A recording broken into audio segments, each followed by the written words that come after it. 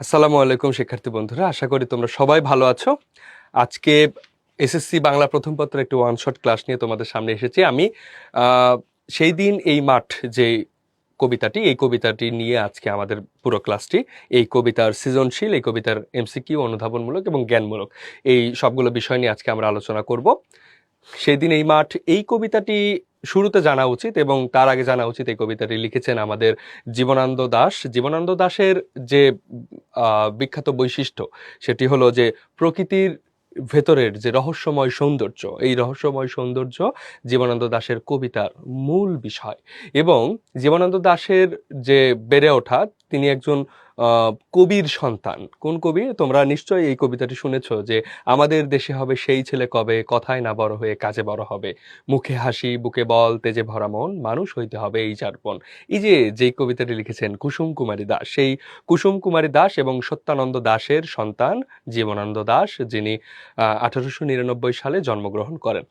জীবনানন্দ দাশ তিনি কর্মজীবনে একজন অধ্যাপক ছিলেন এবং তিনি তার সাহিত্য রচনার মাধ্যমে বাংলা সাহিত্যে এক উজ্জ্বল জায়গায় অবস্থান করছেন।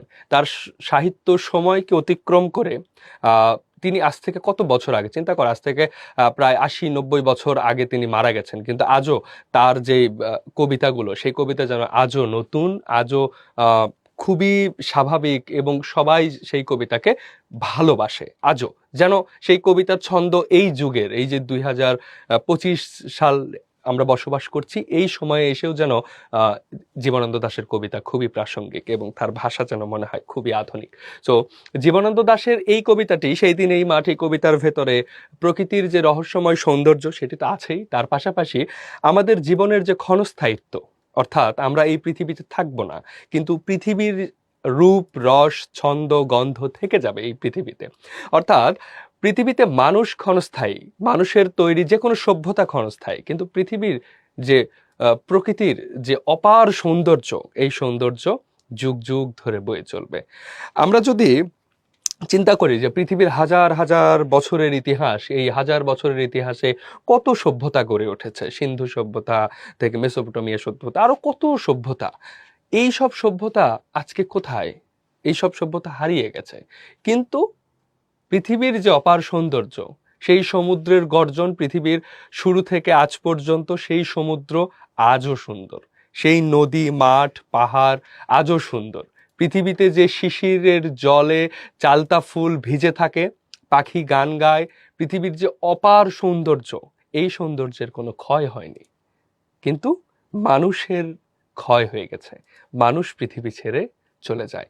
মানুষের তৈরি যে কোনো সভ্যতা ছাই হয়ে যায়, ধুলো হয়ে যায়। এই যে মানুষের স্বপ্নের মৃত্যু হয় না, মানুষের মৃত্যু হয়। এই যে স্বপ্ন পৃথিবীতে টিকে থাকে। তো এই যে সামগ্রিক যে আলোচনা, মানুষের ক্ষণস্থায়িত্ব, প্রকৃতির নিরন্তরতা, স্বপ্নের স্থায়িত্ব এবং মানুষের তৈরি সভ্যতার যে ক্ষয়, এটি আমাদের আজকের কবিতার মূল বিষয়।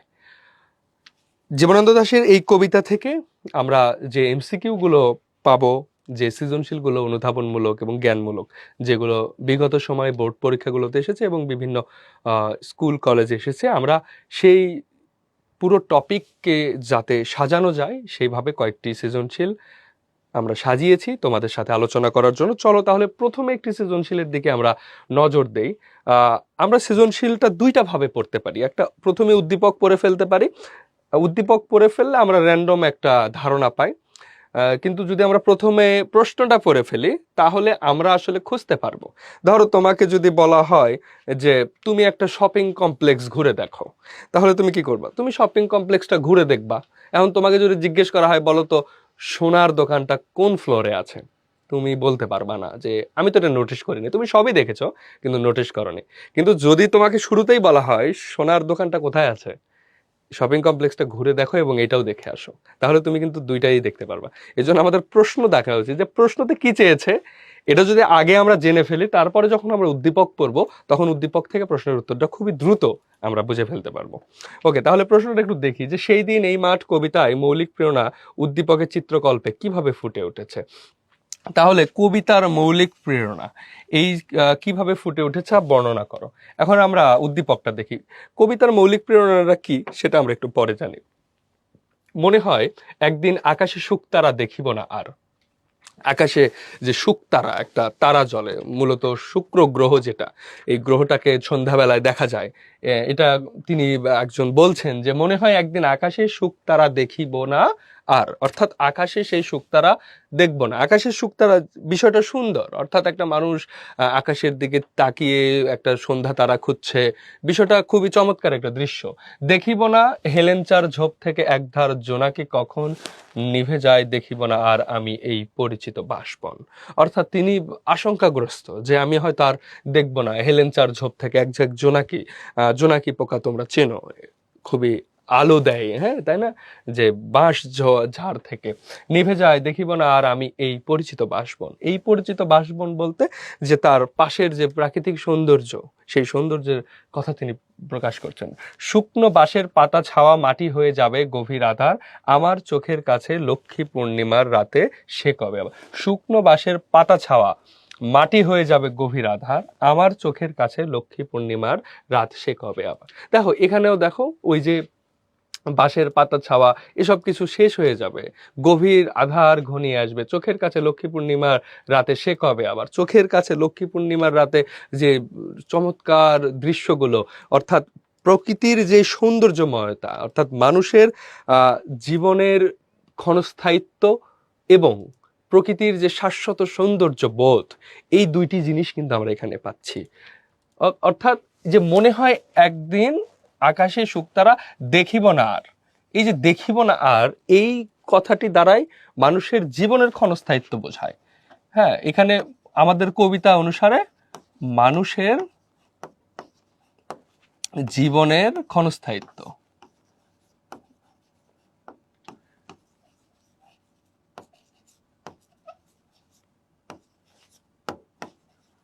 অর্থাৎ মানুষের জীবন ক্ষয়ে যাবে, মানুষ মৃত্যুবরণ করবে। আর এই যে একঝাঁক জোনাকি, বাঁশবন, লক্ষ্মী পূর্ণিমা, বাঁশের পাতা, হেলেঞ্চার ঝোপের জোনাকি, এই সবগুলো হলো প্রকৃতির সৌন্দর্যের শাশ্বত রূপ। হ্যাঁ, প্রকৃতির শাশ্বত রূপ, প্রকৃতির শাশ্বত রূপ। এই দুইটা জিনিস আমরা এখানে পাচ্ছি উদ্দীপকে। আমরা এখন বলছি কবিতার মৌলিক প্রেরণা উদ্দীপকের চিত্রকল্পে কিভাবে ফুটে উঠেছে তা ব্যাখ্যা করো। আমাদের কবিতার মৌলিক প্রেরণা কি? জীবনানন্দ দাশের কবিতার মৌলিক প্রেরণা হলো রহস্যময় প্রাকৃতিক সৌন্দর্য। জীবনানন্দ দাশের আমাদের যে কবিতা সেই দিন এই মাঠ, এই কবিতার মূল বিষয় হলো রহস্যময় প্রাকৃতিক সৌন্দর্য,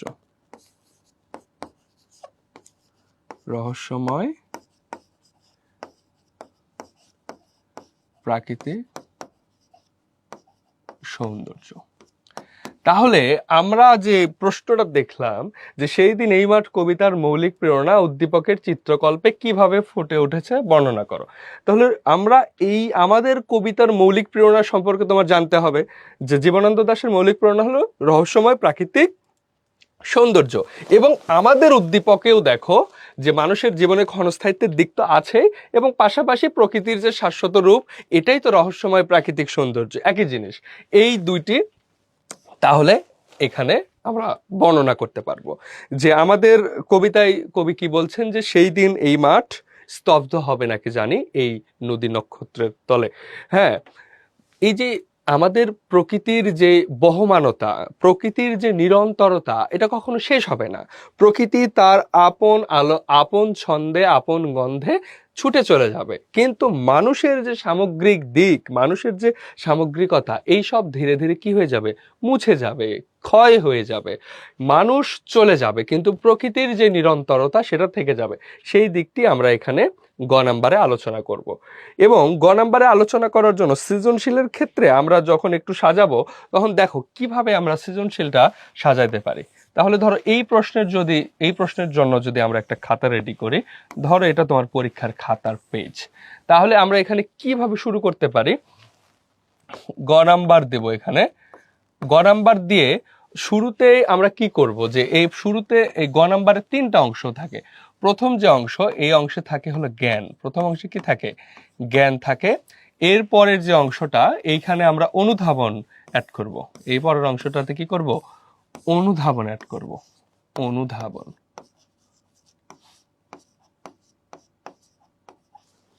এবং এর পরের যে অংশটা এটা হইল তোমার প্রয়োগ এবং বাকি অংশটুকু প্রয়োগ। খেয়াল করো, তাহলে আমরা যখন এই প্রশ্ন দেখছি যে সেই দিন এই মাঠ কবিতার মৌলিক প্রেরণা উদ্দীপকের চিত্রকল্পে কিভাবে ফুটে উঠেছে বর্ণনা করো। এখন তুমি যখন পরীক্ষা দেবে, তোমার পরীক্ষার খাতায় যখন লিখবে, তখন কিন্তু এই কথাটা আবার পরীক্ষার খাতায় তোলা যাবে না যে সেই দিন এই মাঠ কবিতার মৌলিক প্রেরণা উদ্দীপকের চিত্রকল্পে যেভাবে ফুটে উঠেছে তা বর্ণনা করা হলো, এই ধরনের লাইন লিখবে না। এগুলো লিখলে শিক্ষক মনে করে যে এই ছেলেটি বা এই মেয়েটি গোঁজামিল দেওয়ার চেষ্টা করেছে, যে সে হয়তো অ্যাকুরেটলি জানে না, আসল ঘটনাটা জানে না, সে হয়তো এইটাকে একটু গোঁজামিল দিয়ে পার পাইতে চাইতেছে। সো তোমার এই কাজ করার কোনো প্রয়োজন নেই, তুমি জাস্ট এখানে শুরুর লাইনেই বলবে যে কবিতাটির সেই দিন, বা এটা বলতে পারো যে সেই দিন এই মাঠ কবিতার মূল বা মৌলিক প্রেরণা হইল রহস্যময় প্রাকৃতিক সৌন্দর্য এবং রহস্যময় প্রাকৃতিক সৌন্দর্য এবং এইখানে আমরা দেখতে পাচ্ছি উদ্দীপকেও প্রকৃতির শাশ্বত রূপ নিয়ে আলোচনা করা আছে। তাহলে আমরা এখান থেকে যে আলোচনা করব সেই দিকটা তুমি এখানে শুরুতে লিখে ফেলবে যে আমাদের কবিতার মৌলিক প্রেরণা হইল প্রকৃতির রহস্যময় দিক এবং উদ্দীপকেও আমরা প্রকৃতির যে শাশ্বত রূপ এবং রহস্যময় দিক খুঁজে পাচ্ছি। এইটা শুরুতেই লিখবা, এক কথায় এক কথায় মূল কথা লিখবা। তাহলে শুরুতেই কিন্তু তুমি মূল কথা লিখে ফেলবে, মূল কথা। ওকে ওকে, মূল কথা লিখে ফেলবে। তাহলে মূল কথা লেখার পরে এর পরের যে অংশটা, এই অংশটা অনুধাবন, যে অংশটা তোমরা চেষ্টা করবে, অনুধাবনের যে অংশটা শুরুতেই তুমি চেষ্টা করবে যে এইটা হলো মূল বই থেকে দিতে, মূল বই থেকে দিতে। অর্থাৎ আমাদের যে কবিতা বা যে গল্প বা যে নাটক বা যে উপন্যাস থেকে সৃজনশীল লিখতে দিক, আমরা যেন প্রথম অংশটা মূল বই থেকে নিই। এখন প্রথম অংশটা যদি মূল বই থেকে নেই, এখানে টিচারের একটা ভালো ইমপ্রেশন তৈরি হয়। তুমি বলবা যে ভাই আমি মূল বই থেকে নিব না, আমি উদ্দীপক থেকে, হ্যাঁ নিতে পারো। এখানে নিলে যে কোনো দোষের কিছু বা এমন কিছু না যে তোমাকে মার্কই দেবে না, এমন কিছু না, কিন্তু মূল বই থেকে নিলে ইমপ্রেশনটা ভালো হয়, এটা একটা দিক। ওকে, তাহলে মূল বই থেকে কি নেবে তুমি? তখন তোমার কবিতা সেই দিন এই মাঠ কবিতার যে প্রকৃতির রহস্যময় দিক, শাশ্বত রূপ এবং আমাদের এই কবিতায় মানুষের জীবনের ক্ষণস্থায়িত্ব, এই ইত্যাদি জিনিসগুলো যে দেখানো হয়েছে, সেই জিনিসগুলো তুমি খুবই সুন্দর করে এই অনুধাবন অংশে লিখে ফেলবে। এবং বাকি অংশে প্রয়োগ, প্রয়োগের মধ্যে এখানে মূল পাঠ, এই মূল পাঠের সাথে মূল পাঠকে আগে রাখবা, মূল পাঠ প্লাস উদ্দীপক, এই মূল পাঠ প্লাস উদ্দীপক এই দুইটাকে অ্যাড করে তুমি এই অংশটা সাজিয়ে ফেলবে। যদি এই অংশ সাজিয়ে ফেলো তাহলে দেখবে যে এই গ নাম্বার সৃজনশীলে তোমাকে 3 আউট অফ 3 তোমাকে 3 দিতে বাধ্য টিচার। কেন? কারণ তুমি আসলে বিষয়টা বুঝছো, তুমি এটা অনুধাবন করেছো এবং তুমি এটা প্রয়োগ করতে পেরেছো। তাহলে আমাদের সৃজনশীলের যে গ নাম্বার প্রশ্ন কিভাবে লিখতে হয় আশা করি তোমরা বুঝেছো, এবং এই সৃজনশীলের এই গ নাম্বার প্রশ্নটা আমরা কিভাবে লিখতে পারি সেটাও তোমরা দেখেছো। তাহলে এই ভিডিওটি এই সময় যারা দেখছো তারা কিন্তু আমার এই কথা অনুযায়ী তুমি লিখে ফেলতে পারো, এটা প্র্যাকটিসের মধ্যে থাকলো এবং এটা তোমার পরবর্তীতে খুব ভালো কাজে দেবে ইনশাল্লাহ। ওকে, এরপর আমরা ঘ নাম্বার প্রশ্নটার দিকে একটু নজর দেই যে উদ্দীপক এবং সেই দিন এই মাঠ কবিতা উভয় ক্ষেত্রে জীবন তৃষ্ণাকে অভিন্ন বলা যায় কি? তোমার উদ্দীপকের সপক্ষে যুক্তি দাও। যে উদ্দীপকে যে বলছে যে সেই দিন এই মাঠ কবিতা উভয় ক্ষেত্রে জীবন তৃষ্ণাকে অভিন্ন বলা যায় কি, এখানে ডিরেক্ট প্রশ্ন করেছে যে বলা যায় কি। তাহলে তুমি এখন বলবে কি বলবে না, এই বিষয়টা তোমার ডিসিশন। এই যে এখানে কি দিয়ে প্রশ্ন করছে, কি দিয়ে প্রশ্ন করার মানে হলো এখানে দুইটা উত্তর হইতে পারে, একটা হলো হ্যাঁ অথবা না। হ্যাঁ না দুইটা উত্তরই হইতে পারে। এখন হ্যাঁ নার উপর ডিপেন্ড করতেছে তুমি এই সৃজনশীলে ঘ নাম্বারে মার্ক পাইতেছো কিনা। এখন তোমার দেখে মনে হইতেছে, আবার একদিক থেকে মনে হইতেছে না, এটাই হলো উচ্চতর দক্ষতা, ঘ নাম্বার। সো তোমার এই শুরুর অংশ আমরা ঘ নাম্বারটা কিভাবে সাজাবো দেখো, এটা তো আমরা গ সাজিয়েছি, দেখো আমরা ঘ যদি একটু সাজাইতে চাই, দেখো এটা একটু সাইড করে দেই আমরা, হ্যাঁ ওকে, এটা একটু সাইড করে দেই, আশা করি তোমরা পরবর্তীতে বুঝতে পারবা। ওকে, এখন আমরা দেখো ঘ নাম্বারটা নিয়ে যদি একটু দেখি। দেখো ঘ নাম্বারে আমরা গ এবং ঘ পেজ ডেকোরেশন সেম, সেটাতে কোনো সমস্যা নেই। এবং যখন আমরা এই যে ঘ নাম্বারটা লিখছি, এখানে শুরুর যে অংশটা, এই অংশটাতেই থাকে জ্ঞান সব ক্ষেত্রেই। গ ঘতে শুধু ক বাদে খ গ ঘ তিনটাতেই শুরুর অংশে জ্ঞান থাকে। যদি জ্ঞান থাকে তাহলে এই জায়গায় যখনই বলছে যে জীবন তৃষ্ণাকে অভিন্ন বলা যায় কি, তার মানে হলো তোমার এখানে হ্যাঁ অথবা না লিখতে হচ্ছে, হ্যাঁ অথবা না লিখতে হবে। এখন এই হ্যাঁ যদি হয়, এইটার ওপরেই তোমার ডিপেন্ড করবে যে তুমি এই ঘ নাম্বার সৃজনশীলে কত মার্ক পাচ্ছ। অলরাইট, যদি হ্যাঁ হয় সেটার সপক্ষে তোমার একটা যুক্তি আছে, আবার যদি না হয় সেটা সপক্ষেও একটা যুক্তি আছে। এখন আমরা আসো দেখি যে এইটাকে হ্যাঁ বলা যায় না না বলা যায়। দেখো উদ্দীপক ও সেই দিন এই মাঠ কবিতা, আমরা উদ্দীপকটা এটা দেখছি এবং সেই দিন এই মাঠ কবিতা আমরা পড়েছি। রূপসী বাংলা কাব্যগ্রন্থের অন্তর্গত একটি কবিতা সেই দিন এই মাঠ। কবিতা উভয় ক্ষেত্রে বলতে উদ্দীপক এবং এই মূল কবিতা জীবন তৃষ্ণাকে অভিন্ন বলা যায় কি? তোমার উত্তরের সপক্ষে যুক্তি দাও। যদি হ্যাঁ হয় সেটার সপক্ষেও যুক্তি দাও, আর যদি না হয় সেটার সপক্ষেও যুক্তি দাও। এখন কথা হলো হ্যাঁ কি না। আমাদের এই কবিতায় আমরা দুইটা জিনিস দেখছি, মানুষের জীবনের ক্ষণস্থায়িত্ব এবং প্রাকৃতিক শাশ্বত রূপ। এইখানে আরেকটা জিনিস মিসিং। সেই মিসিং জিনিসটা কি তোমরা কেউ বলতে পারবা? এখন মিসিং জিনিসটা হলো প্রকৃতির যে ক্ষণস্থায়িত্ব, এই জিনিসটা আছে। প্রকৃতির ক্ষণস্থায়িত্ব তো হয় না, প্রকৃতির ক্ষণস্থায়িত্ব না, এখানে মানুষের জীবনের ক্ষণস্থায়িত্ব আছে, প্রকৃতির শাশ্বত রূপ আছে, কিন্তু স্বপ্নের চিরন্তরতা অর্থাৎ স্বপ্নের যে অবিনশ্বরতা, এই বিষয়টা কিন্তু আমাদের এখানে নেই। তাহলে আমরা একটা ভিন্ন কালার দিয়ে এইখানে বলতে পারি যে এইখানে কোন জিনিসটা নেই যেটা আমাদের মূল বইতে আছে, সেটা হলো স্বপ্নের অবিনশ্বরতা। স্বপ্নের অবিনশ্বরতা অর্থাৎ স্বপ্ন অবিনশ্বর। অবিনশ্বর মানে কি? যেটা কখনো শেষ হয় না, ধ্বংস হয় না, ক্ষয় হয় না, সেটাই হলো অবিনশ্বর। আমাদের মূল কবিতায় স্বপ্নের অবিনশ্বরতা আছে, তাহলে এইখানে অবিনশ্বরতা নাই। তাহলে জীবন তৃষ্ণাকে অভিন্ন বলা যায় কি? অর্থাৎ অভিন্ন মানে কি, একই বলা যায় কি? তাহলে এটার উত্তর হবে না। এটার উত্তর হবে না, এক বলা যায় না। তাহলে ঘ নাম্বারে আমরা শুরুতে এখানে উত্তর নেব কি না, যে বলবো যে উদ্দীপক এবং মূল কবিতা বা সেই দিন এই মাঠ কবিতার জীবন তৃষ্ণাকে অভিন্ন বলা যায় না, কারণ উদ্দীপকে মানুষের জীবনের ক্ষণস্থায়িত্ব, প্রকৃতির শাশ্বত রূপ থাকলেও স্বপ্নের অবিনশ্বরতা নেই। এইটি প্রথম লাইনে তোমার লিখতে হবে মূল কথা। তাহলে এটাই হলো মূল কথা, এটাই হলো জ্ঞান। এখন এইটার উপরেই ডিপেন্ড করবে, অর্থাৎ এই যে লাইনটি তুমি লিখবে, 1 লাইন, 1.5 লাইন, 2 লাইন, সর্বোচ্চ 3 লাইন, এই যে লাইনটি লিখবে এইটার উপরই বেস করতেছে তুমি এই ঘ নাম্বারে 4 পাচ্ছ নাকি 2 পাচ্ছ না 3 পাচ্ছ। আমি কি বুঝাতে পেরেছি? আশা করি বুঝাতে পেরেছি।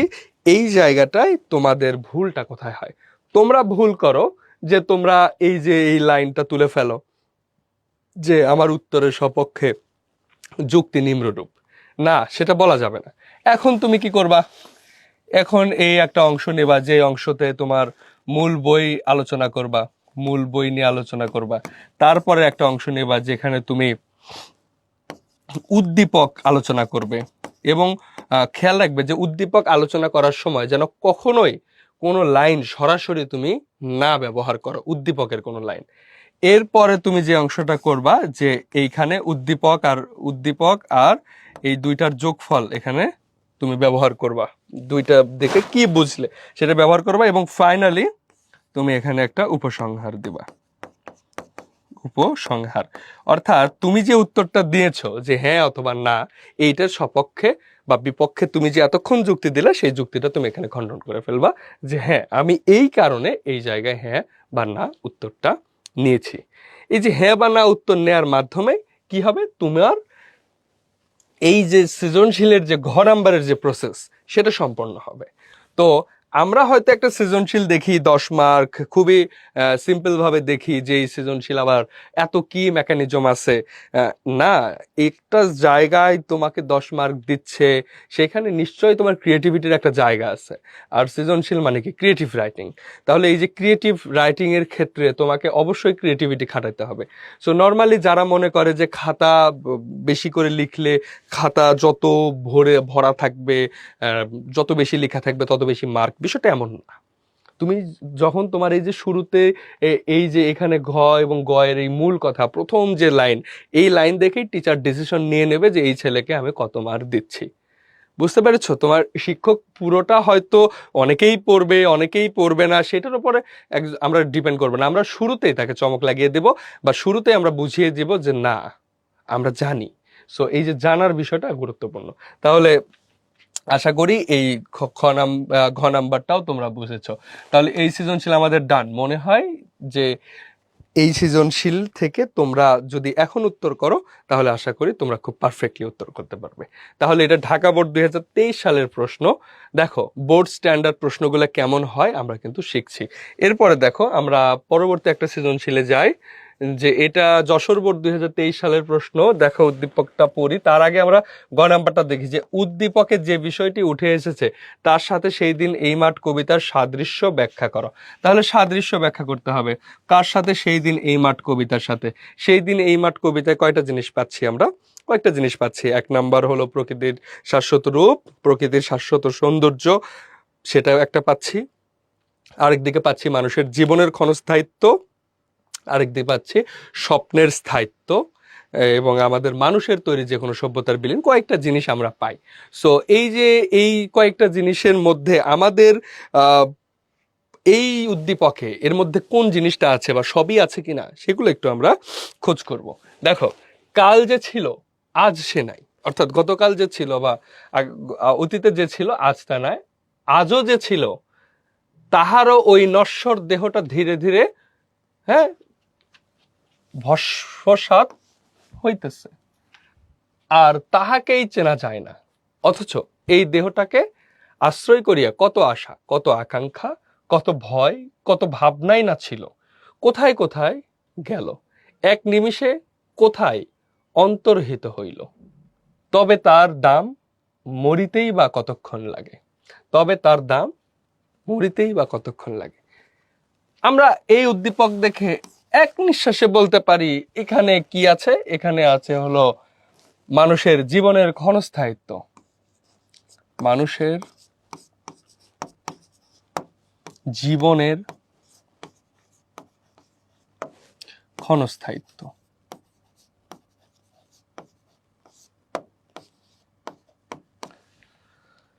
ওকে, তাহলে আমাদের কবিতায়ও কিন্তু বলা আছে যে আমি থাকবো না তো চালতা ফুল কি ভিজবে না শিশিরের জলে।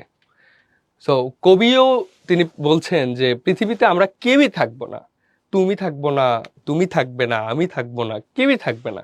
কিন্তু পৃথিবীর যে শাশ্বত রূপ, পৃথিবীর যে সৌন্দর্যময়তা, সেটা পৃথিবীতে আবহমান ধরে বয়ে যেতে থাকবে। এই প্রবাহমানতাকে কখনোই থামানো যাবে না, এই প্রবাহমানতা চলতে থাকবে। কিন্তু মানুষের জীবন ক্ষণস্থায়ী এবং মৃত্যু খুবই নিশ্চিত একটা বিষয়। তবু কিছু মানুষ এমনভাবে বাঁচে পৃথিবীতে, এমনভাবে মানুষ অন্যায় করে, এমনভাবে মানুষ মানুষের সাথে খারাপ ব্যবহার করে যেন তার কখনোই মৃত্যু হবে না। কিন্তু একটা জিনিস আমাদেরকে চিরন্তনভাবে মাথায় রাখতে হবে যে আমরা প্রত্যেকেই এই পৃথিবী ছেড়ে যাব। পৃথিবীতে কেউ আমরা চিরদিনের জন্য আসিনি। আমাদের পৃথিবীতে ছেড়ে যাব, কিন্তু পৃথিবীতে আমরা সেই ছাপটা রেখে যাব যাতে পৃথিবীর মানুষজন আমাদের মৃত্যুর পরও আমাদের স্মরণ করে। কেননা যাতে কখন স্মরণ করে? হয় খুব ভালো হইলে স্মরণ করে, খুব খারাপ হইলে স্মরণ করে। ধরো যে আমরা এখন কাদের কথা মনে রেখেছি পৃথিবীতে, ঘৃণা ভরে স্মরণ করি কাদের কথা বলো তো? যেমন আমরা বলতে পারি মীর জাফরের কথা। মীর জাফর একটা গালি হয়ে গেছে, একটা স্ল্যাং হয়ে গেছে, অপভাষা হয়ে গেছে। মীর জাফর মানেই হয়তো কি বিশ্বাসঘাতক, কিন্তু মীর জাফর শব্দের অর্থ কিন্তু বিশ্বাসঘাতক না। তাহলে মীর জাফর তিনি কি করেছেন? পলাশির যুদ্ধে বাঙালির পক্ষে না থেকে ইংরেজদের পক্ষে ছিলেন। সে এই বাংলাদেশে, এই ভারত উপমহাদেশে ইংরেজদের শাসন কায়েম করতে তিনি সাহায্য করেছিলেন এবং এই এই উপমহাদেশকে আরো 200 বছর পিছিয়ে ফেলেছিলেন। সো তাকে আমরা বিশ্বাসঘাতক বলি, তাকে আমরা স্মরণ রেখেছি কেন? তার খারাপ কাজের জন্য। আবার আমরা ভালো কাজের জন্য মানুষকে স্মরণ রাখি। আমরা বিজ্ঞানীদের কথা যদি মনে করি, দেখো তারা কিন্তু পৃথিবী ছেড়ে অনেক আগে চলে গেছে, কিন্তু আমরা তাদেরকে মনে রাখেছি। কিংবা জীবনানন্দ দাশের কথাই চিন্তা করতে পারো, তিনি কিন্তু 1954 সালে মারা গেছেন, কিন্তু আজকে 2025 সালে এসেও আমরা তাকে স্মরণ করছি, তার লেখা পড়ছি। তো তিনি কিন্তু আমাদের মাঝে বেঁচে আছেন। তো মানুষের জীবন ক্ষণস্থায়ী, মানুষের জীবন দম ফুরালেই শেষ, একটা ব্যাপার আছে যে শেষ। এই ক্ষণস্থায়ী জীবন এখানে উদ্দীপকে আমরা দেখি যে এখানে সেই ক্ষণস্থায়িত্ব আছে, এবং সেই দিন এই মাঠ কবিতায়ও এই ক্ষণস্থায়িত্বকে নিয়েই বলা হয়েছে। কিন্তু সেখানে আরো বিষয় আছে। তো আমাদের উদ্দীপকে যে বিষয়টি উঠে এসেছে, সেই দিন এই মাঠ কবিতার সাথে সাদৃশ্য ব্যাখ্যা করো। এই সাদৃশ্যটা হলো কি? মানুষের জীবনের ক্ষণস্থায়িত্ব। তাহলে সাদৃশ্য হলো জীবনের ক্ষণস্থায়িত্ব। আমরা অলরেডি সেটা লিখেছি, জীবনের ক্ষণস্থায়িত্ব। এটি হলো এই কবিতার সাথে আমাদের উদ্দীপকের সাদৃশ্য, বা উদ্দীপকটিতে এই বিষয়টি ফুটে উঠেছে। এরপর আমরা যদি এই সৃজনশীলের গ নাম্বারটা লিখি, তাহলে শুরুতেই আমি যখন বলেছি যে জ্ঞান, অনুধাবন এবং প্রয়োগ, এই 3টা ভাগে যখন তুমি ভাগ করবে, তখন খেয়াল করবে যে এখানে শুরুতেই তুমি বলে দিবে যে উদ্দীপকে জীবনের ক্ষণস্থায়িত্বের দিকটির সাথে সেই দিন এই মাঠ কবিতার সাদৃশ্য রয়েছে। এটা যদি তুমি শুরুতেই বলো, তাহলে শিক্ষক মনে করবে যে স্টুডেন্টটি খুবই ভালোভাবে জিনিসটা অনুধাবন করতে পেরেছে, এবং শিক্ষক তখন আশা করবে না, যেহেতু সে অনুধাবন করতে পেরেছে তার মানে সে প্রয়োগ করতে পারবে। সো এটা মনে করার কারণ নেই যে এইখানে গোজামিল দিয়ে লিখে আসবা, বা খাতাতে কোনোভাবে লেখা থাকলেই তুমি মার্ক পাচ্ছ, এই ধরনের চিন্তা থেকে বের হয়ে আসতে হবে। ওকে, এরপর দেখো গ নাম্বার আমরা বুঝে ফেললাম। গ নাম্বার আশা করি তোমরা সবাই পারবে। এরপর ঘ নাম্বারে যদি আমরা দেখি, উদ্দীপকে সেই দিন এই মাঠ কবিতার সম্পূর্ণ ভাব প্রকাশ পেয়েছে কি? এবারও একটা ঘ নাম্বারে ওই যে একটা প্রশ্ন যে পেয়েছে কি, তাহলে যখন এই যে কি দেখতে পাচ্ছি, তখন উত্তর হবে হ্যাঁ অথবা না, এই দুইটার মধ্যে উত্তর হবে। এখন আমরা দেখব যে এইখানে হ্যাঁ আছে কি না আছে। তাহলে উদ্দীপকের সাথে আমরা সেই দিন এই মাঠ কবিতার মধ্যে কয়টা জিনিস পাই, সেই জিনিসগুলো আগে দেখি। সেই জিনিসগুলো আছে প্রকৃতির শাশ্বত রূপ, প্রকৃতির শাশ্বত রূপ,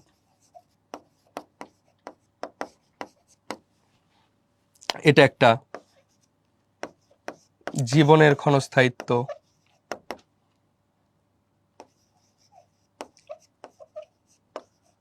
ক্ষণস্থায়িত্ব,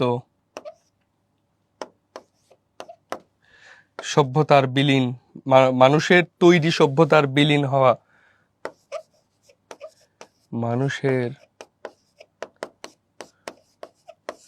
তৈরি সভ্যতার ধ্বংস,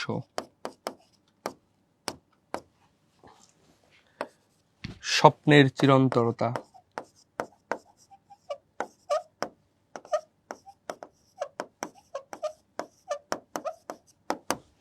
স্বপ্নের চিরন্তরতা আমরা কোথায় পাই? যে তারপরে আমাদের কবিতায় পাচ্ছি স্বপ্নের চিরন্তরতা।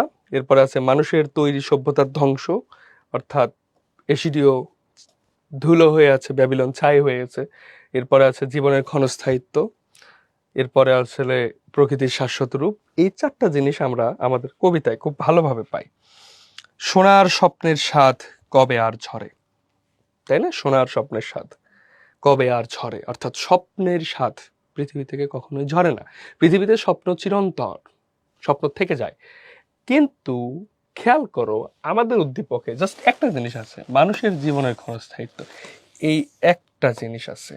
তো বাকি 1, 2, 3, 4 বাকি তিনটা জিনিস মিসিং, এটাও নাই, এটাও নাই, এটাও নাই, তিনটা জিনিস না একটা জিনিস আছে। তাহলে উত্তর কি হবে, হ্যাঁ অথবা না? তাহলে কি হচ্ছে, আমরা বুঝতেই পারছি যে না, আমাদের এই উদ্দীপকের সাথে আমাদের মূল কবিতার মিল নেই, সম্পূর্ণ মিল নেই। সাদৃশ্য আছে, সাদৃশ্য আর সম্পূর্ণ মিল থাকা তো এক না। ধরো আমিও বাংলা পড়াচ্ছি, আরেকজনও তো বাংলা পড়াচ্ছে, যে কেউ বাংলা পড়াচ্ছে, সো আমাদের ভিতরে সাদৃশ্য হলো আমরা বাংলা পড়াচ্ছি, কিন্তু বৈসাদৃশ্যও থাকতে পারে। যেমন আমি ধরো যে বাংলা পড়াচ্ছি হেসে হেসে, সে বাংলা পড়াচ্ছে গম্ভীরভাবে।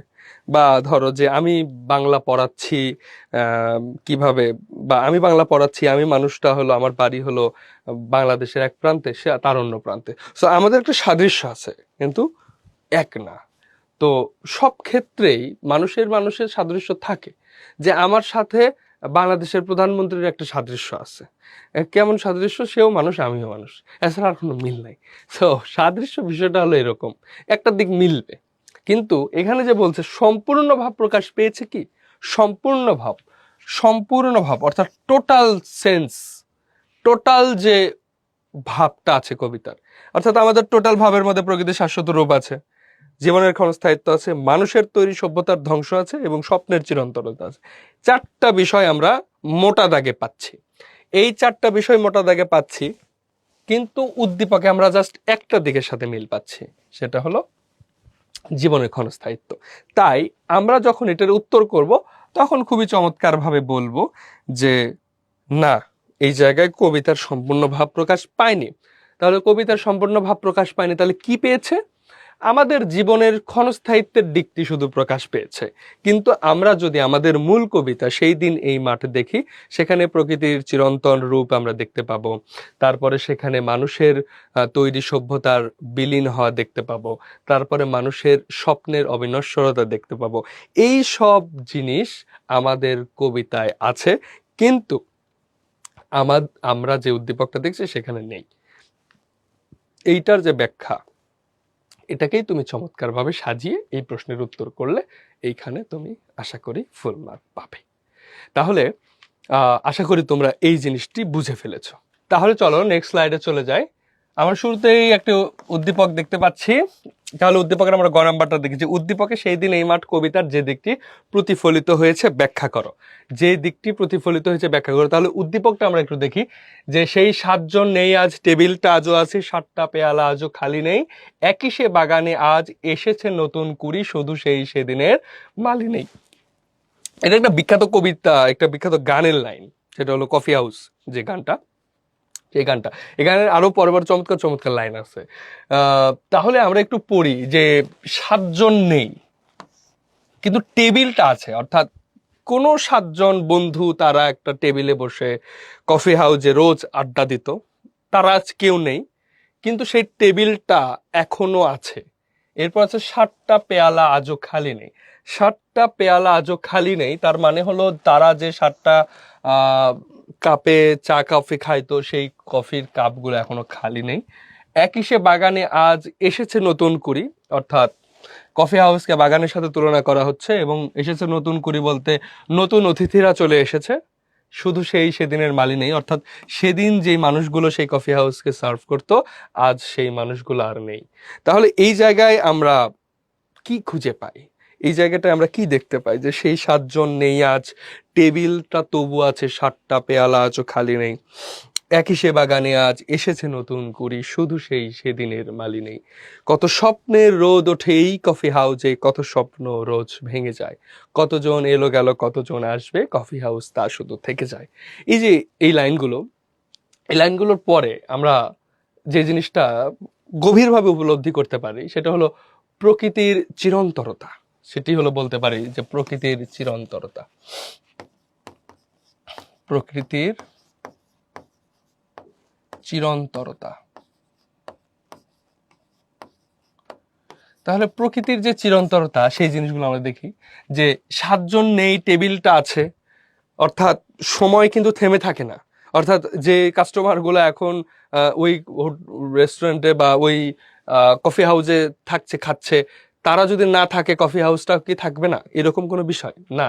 অর্থাৎ প্রকৃতির যে চিরন্তনতা তা চলতে থাকবে, যা থাকবার, যেই প্রকৃতির যেই স্বাভাবিক নিয়ম সেটা চলতে থাকবে। এর সাথে যদি কেউ থাকতে পারে সে থাকবে, সে চলে গেলে তার জায়গা আর কেউ, অন্য কেউ পূরণ করবে। সেই বাগানটা এসেছে নতুন কুড়ি, যে বাগানে এসেছে নতুন কুড়ি অর্থাৎ নতুন ফুল ফুটেছে, কিন্তু সেই বাগানে সেদিনের মালি নেই। অর্থাৎ বাগানের যে সৌন্দর্যের বহমানতা, চিরন্তরতা, সেটা কিন্তু রয়ে গেছে। একজন মালি চলে গেছেন, কিন্তু বাগানের সৌন্দর্যের কিন্তু কোনো কমতি হয় নাই। কোনো একজন মালি এসে সেই সৌন্দর্যের জায়গাটা পূরণ করে ফেলছেন। সেটাই বলা হচ্ছে, আমরা সেটাকেই শুরুতে বলতে পারি যে প্রকৃতির চিরন্তরতা কবিতার যে দিকটি প্রতিফলিত হয়েছে। তাহলে কোন দিক? যে দিকটা, সেটাই হলো প্রকৃতির চিরন্তরতা। অর্থাৎ প্রকৃতি যে চিরদিন ধরে চমৎকার ভাবে বয়ে চলে, এবং এই বয়ে চলার পাশে কাউকে সেটা ডেকে নেয় না। যারা থাকে তারা তার সাথে চলে, এবং যারা চলে যায় প্রকৃতি অন্য কাউকে নিয়ে চলে যায়। সো এটাই প্রকৃতির নিয়ম। প্রকৃতি কারোর জন্য অপেক্ষা করে না। সময় কি বলে, একটা time and tide wait for none. সময় এবং স্রোত কারোর জন্য অপেক্ষা করে না। প্রকৃতিও ঠিক তেমন। যে বাগানে নতুন কুড়ি এসেছে, হ্যাঁ, বাগানে সে প্রতি বছর নতুন কুড়ি ফোটাবে। আজ যেই কুড়িটা যত্ন যে মালি নিয়েছে, সেই মালি যদি নাও থাকে, পরবর্তীতে যে মালি আসবে সেও এই কুড়িটির যত্ন নেবে। অর্থাৎ প্রকৃতির যে স্বাভাবিকতা, তার যে চিরন্তরতা, সেই চিরন্তরতা কখনোই শেষ হবে না। ওকে, এটাই দিকটি ফুটে উঠেছে। এরপরে দেখো, আমরা দেখি যে সেই 7 জন নেই আজ এই উদ্দীপক থেকে, বলছে সেই দিন এই মাঠ কবিতার মূল ভাবের সমগ্রতা প্রকাশে উদ্দীপকটি সক্ষমতা বিচার করো। মূল ভাবের সমগ্রতা, আমরা আমাদের কবিতার মূল ভাব নিয়ে আগের উদ্দীপকটা একটু আলোচনা করেছি। আমরা যদি সেখানে ব্যাক যাই, দেখো প্রকৃতির যে শাশ্বত রূপ সেটা কিন্তু এখানে আছে, জীবনের ক্ষণস্থায়িত্ব আছে, অর্থাৎ জীবন শেষ হয়ে যাবে, মানুষের তৈরি সভ্যতার ধ্বংস এটা আছে, স্বপ্নের চিরন্তরতা সেটাও আছে। কিন্তু এই জায়গায় শুধু প্রকৃতির চিরন্তরতা আছে, কি নাই? স্বপ্নের যে স্বপ্ন এবং জীবন তৃষ্ণা যে জিনিসটা, এই জিনিসটা নেই। তাহলে প্রকৃতির চিরন্তরতা থাকলেও কি নেই? স্বপ্ন,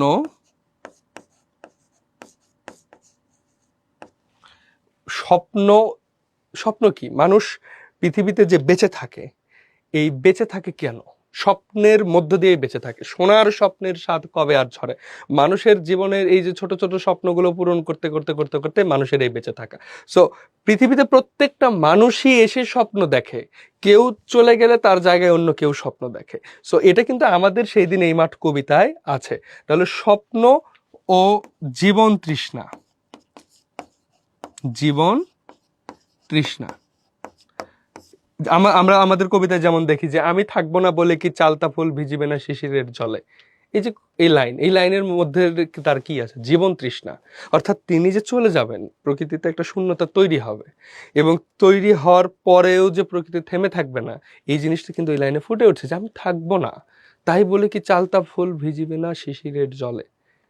এই জায়গাটাই এখানে আমাদের মার্ক করা প্রয়োজন, যে স্বপ্ন এবং জীবন তৃষ্ণা কি? স্বপ্ন এবং জীবন তৃষ্ণা কোথায় নাই? আমাদের সব এই উদ্দীপকে নেই, এইখানে নেই। তাহলে মূলভাবে সমগ্রতা, সক্ষমতা বিচার করো। বিচার করতে গেলে আমরা বলতে হবে যে আমাদের উদ্দীপকে শুধু প্রকৃতির চিরন্তরতা আছে, অর্থাৎ প্রকৃতির চিরন্তরতা থাকলেও স্বপ্ন এবং জীবন তৃষ্ণা আমাদের কোথায় নেই? আমাদের উদ্দীপকে নেই। সেটা সেই অনুযায়ী তোমাদেরকে এই সৃজনশীলটির উত্তর করতে হবে। আশা করি তোমরা পারবে। এরপরে আমরা আরেকটি সৃজনশীল দেখব, যে আবারও ফুটে রবে ফুল। আচ্ছা, এটার আগে আমরা একটু গ নাম্বারটায় নজর দেই যে মিল কোথায়। তাহলে আমরা মিল খুঁজবো। সো আমাদের সেই দিন এই মাঠ কবিতাটা আমরা জানি। দেখো, আবার ফুটে রবে ফুল, শুকনো পাতা বাতাসে উড়ে উড়ে, পড়ে রবে ঘাসে, বদলাবে সময় নিজস্ব প্রকাশে, বারবার সবকিছু ঠিক পাল্টে আবার ধরিবে আগের গড়ন, শুধু চিলের মতো ছো মেরে আমাদের দূরে নেবে এক অলগ্ন মরণ। এই যে মরণ, ছো মেরে, চিলের মতো। চিল কি করে? একটা পাখি ছো করে ইঁদুর ধরে। হ্যাঁ, চিল পাখি কিন্তু জমির মধ্যে যে ইঁদুরগুলো দৌড়ে বেড়ায় এদেরকে ধরে। তারপর মুরগির ছোট ছোট ছানা এগুলো ধরে, অনেক সময় মাছও ধরে। সো চিল কিন্তু অনেক দূর থেকে টার্গেট করে একদম ছো করে মেরে তুলে নিয়ে যায়। সো বলছে যে পৃথিবী আবারও ফুটে রবে ফুল, পৃথিবীতে আবার ফুল ফুটবে। শুকনো পাতা বাতাসে উড়ে উড়ে পড়ে রবে ঘাসে, শুকনো পাতা বাতাসে উড়ে উড়ে পড়ে রবে ঘাসে, যে যে পাতা ঘাসে পড়ে থাকবে। অর্থাৎ এটা একটা প্রকৃতির স্বাভাবিক নিয়ম। এখন দেখো যখন শীতকাল শেষ হয়, শীতকালে গাছের পাতা ঝরে থাকে, এটা প্রকৃতির স্বাভাবিক নিয়ম। এটা হলো বিবর্তন, ধীরে ধীরে বদলায়, একটা ধারার মধ্যে দিয়ে যায়। বদলাবে সময় নিজস্ব প্রকাশে, অর্থাৎ সময় তার নিজের মতো করে বদলাবে। বারবার সবকিছু ঠিক পাল্টে আবার ধরিবে আগের করণ। এই যে বারবার সবকিছু ঠিক পাল্টে, এই যে বললাম না গাছের পাতা ঝরে, গাছের পাতা ঝরার পর আবার যখন শীত চলে যায় গাছে আবার নতুন পাতা আসে, বসন্তে নতুন পাতা আসে। তো সময় তার নিজস্ব প্রকাশে বারবার সবকিছু বদলাবে, কিন্তু সে আগের গড়নে আবার চলে আসবে। শুধু চিলের মতো ছো মেরে আমাদের দূরে নেবে এক অলগ্ন মরণ। এই যে মরণ, মৃত্যুকে যখন আমরা খেয়াল করছি, যে মৃত্যু আমাদেরকে যখন ছো মেরে নেবে, কখন? প্রকৃতিতে সবকিছুই ঘটতে থাকবে। প্রতি বছর বৈশাখে আম আসবে গাছে, শীতকালে পাতা ঝরবে, নদীতে জল কম থাকবে, বর্ষাকালে নদী ভরা থাকবে। এই যে প্রকৃতির যে স্বাভাবিকতা, আবার শীতকালে বৈশাখ মাসে শুকিয়ে যাবে নদী, আবার জল আসবে, আবার হবে। প্রকৃতি তার স্বাভাবিক নিয়মে চলতে থাকবে। গাছে ফুল ফুটবে, সেই ফুল থেকে ফল হবে, ফল ঝরে যাবে, আবার ফুল ফুটবে, আবার ফল হবে। এটা চলতে থাকবে সাইকেল। কিন্তু এর মধ্যে দিয়ে হঠাৎ করে একদিন মৃত্যু এসে আমাদেরকে নিয়ে চলে যাবে। এই যে অলগ্ন মরণ, এই জায়গাটা বলা হচ্ছে যে মৃত্যু মরণ এই জিনিসটা অবশ্যম্ভাবী। তো আমরা এখানে মিল খুঁজে পাচ্ছি কোথায়? আমরা মিল খুঁজে পাচ্ছি যে প্রকৃতির যে বিবরণ, আমরা আমাদের বইতে কবিতায় প্রকৃতির বিবরণ পেয়েছি এবং সেখানে দেখেছি প্রকৃতির যে বিবর্তন। অর্থাৎ আমি চলে যাব, তাই কি চালতা ফুল কি ভিজিবে না শিশিরের জলে, সেটাই বলছে যে পৃথিবীর সবকিছু ঠিক পাল্টে আবার ধরিবে আগের গড়ন। অর্থাৎ আমি চলে যাব, চালতা ফুল কি ঝরিবে না শিশিরের জলে। দেখো একই কথাই, যে দুইভাবে বলা হয়েছে যে আমার মৃত্যুর পরেও কি এগুলো হইতে থাকবে না? অবশ্যই হইতে থাকবে। তো সেটা বলছে যে আমার সব চারধারে সবকিছু সময় তার নিজস্ব প্রকাশে সবকিছু বদলে পাল্টে আবার আগের মতো ধরবে, কিন্তু আমি একদিন মৃত্যুর কোলে চলে যাব। তো সেটাই বলছে যে প্রকৃতির বিবরণ। আমরা এখানে কি কি দেখতে পাই, মিল কি কি? দুইটা মিল আমরা আইডেন্টিফাই করেছি। প্রকৃতির একটা বিবরণ, এটা একটা প্রকৃতির বিবরণ, আরেকটা আছে হলো প্রকৃতির বিবর্তন। প্রকৃতির বিবর্তন, এই যে প্রকৃতির বিবরণ এবং প্রকৃতির বিবর্তন, এই দুইটা জায়গায় আমরা এই সৃজনশীলে মিল পাচ্ছি। এরপরে আমরা যেটা দেখব সেটা হলো উদ্দীপকটি সেই দিন এই মাঠ কবিতার মূল ভাবের প্রতিনিধিত্ব করে, উক্তিটির যথার্থতা নিরূপণ করো। অর্থাৎ আমাদেরকে এখন বলতে হবে যে এই উক্তিটি আমাদের মূল ভাবের প্রতিনিধিত্ব করে কিনা, আমাদের কবিতার মূল ভাবটা কি, এটা একটু আমাদেরকে, আমরা শুরুতে একবার বলেছি আমাদের কবিতার মূল ভাব হলো প্রকৃতির রহস্যময়তা, প্রকৃতির রহস্যময় সৌন্দর্য, রহস্যময়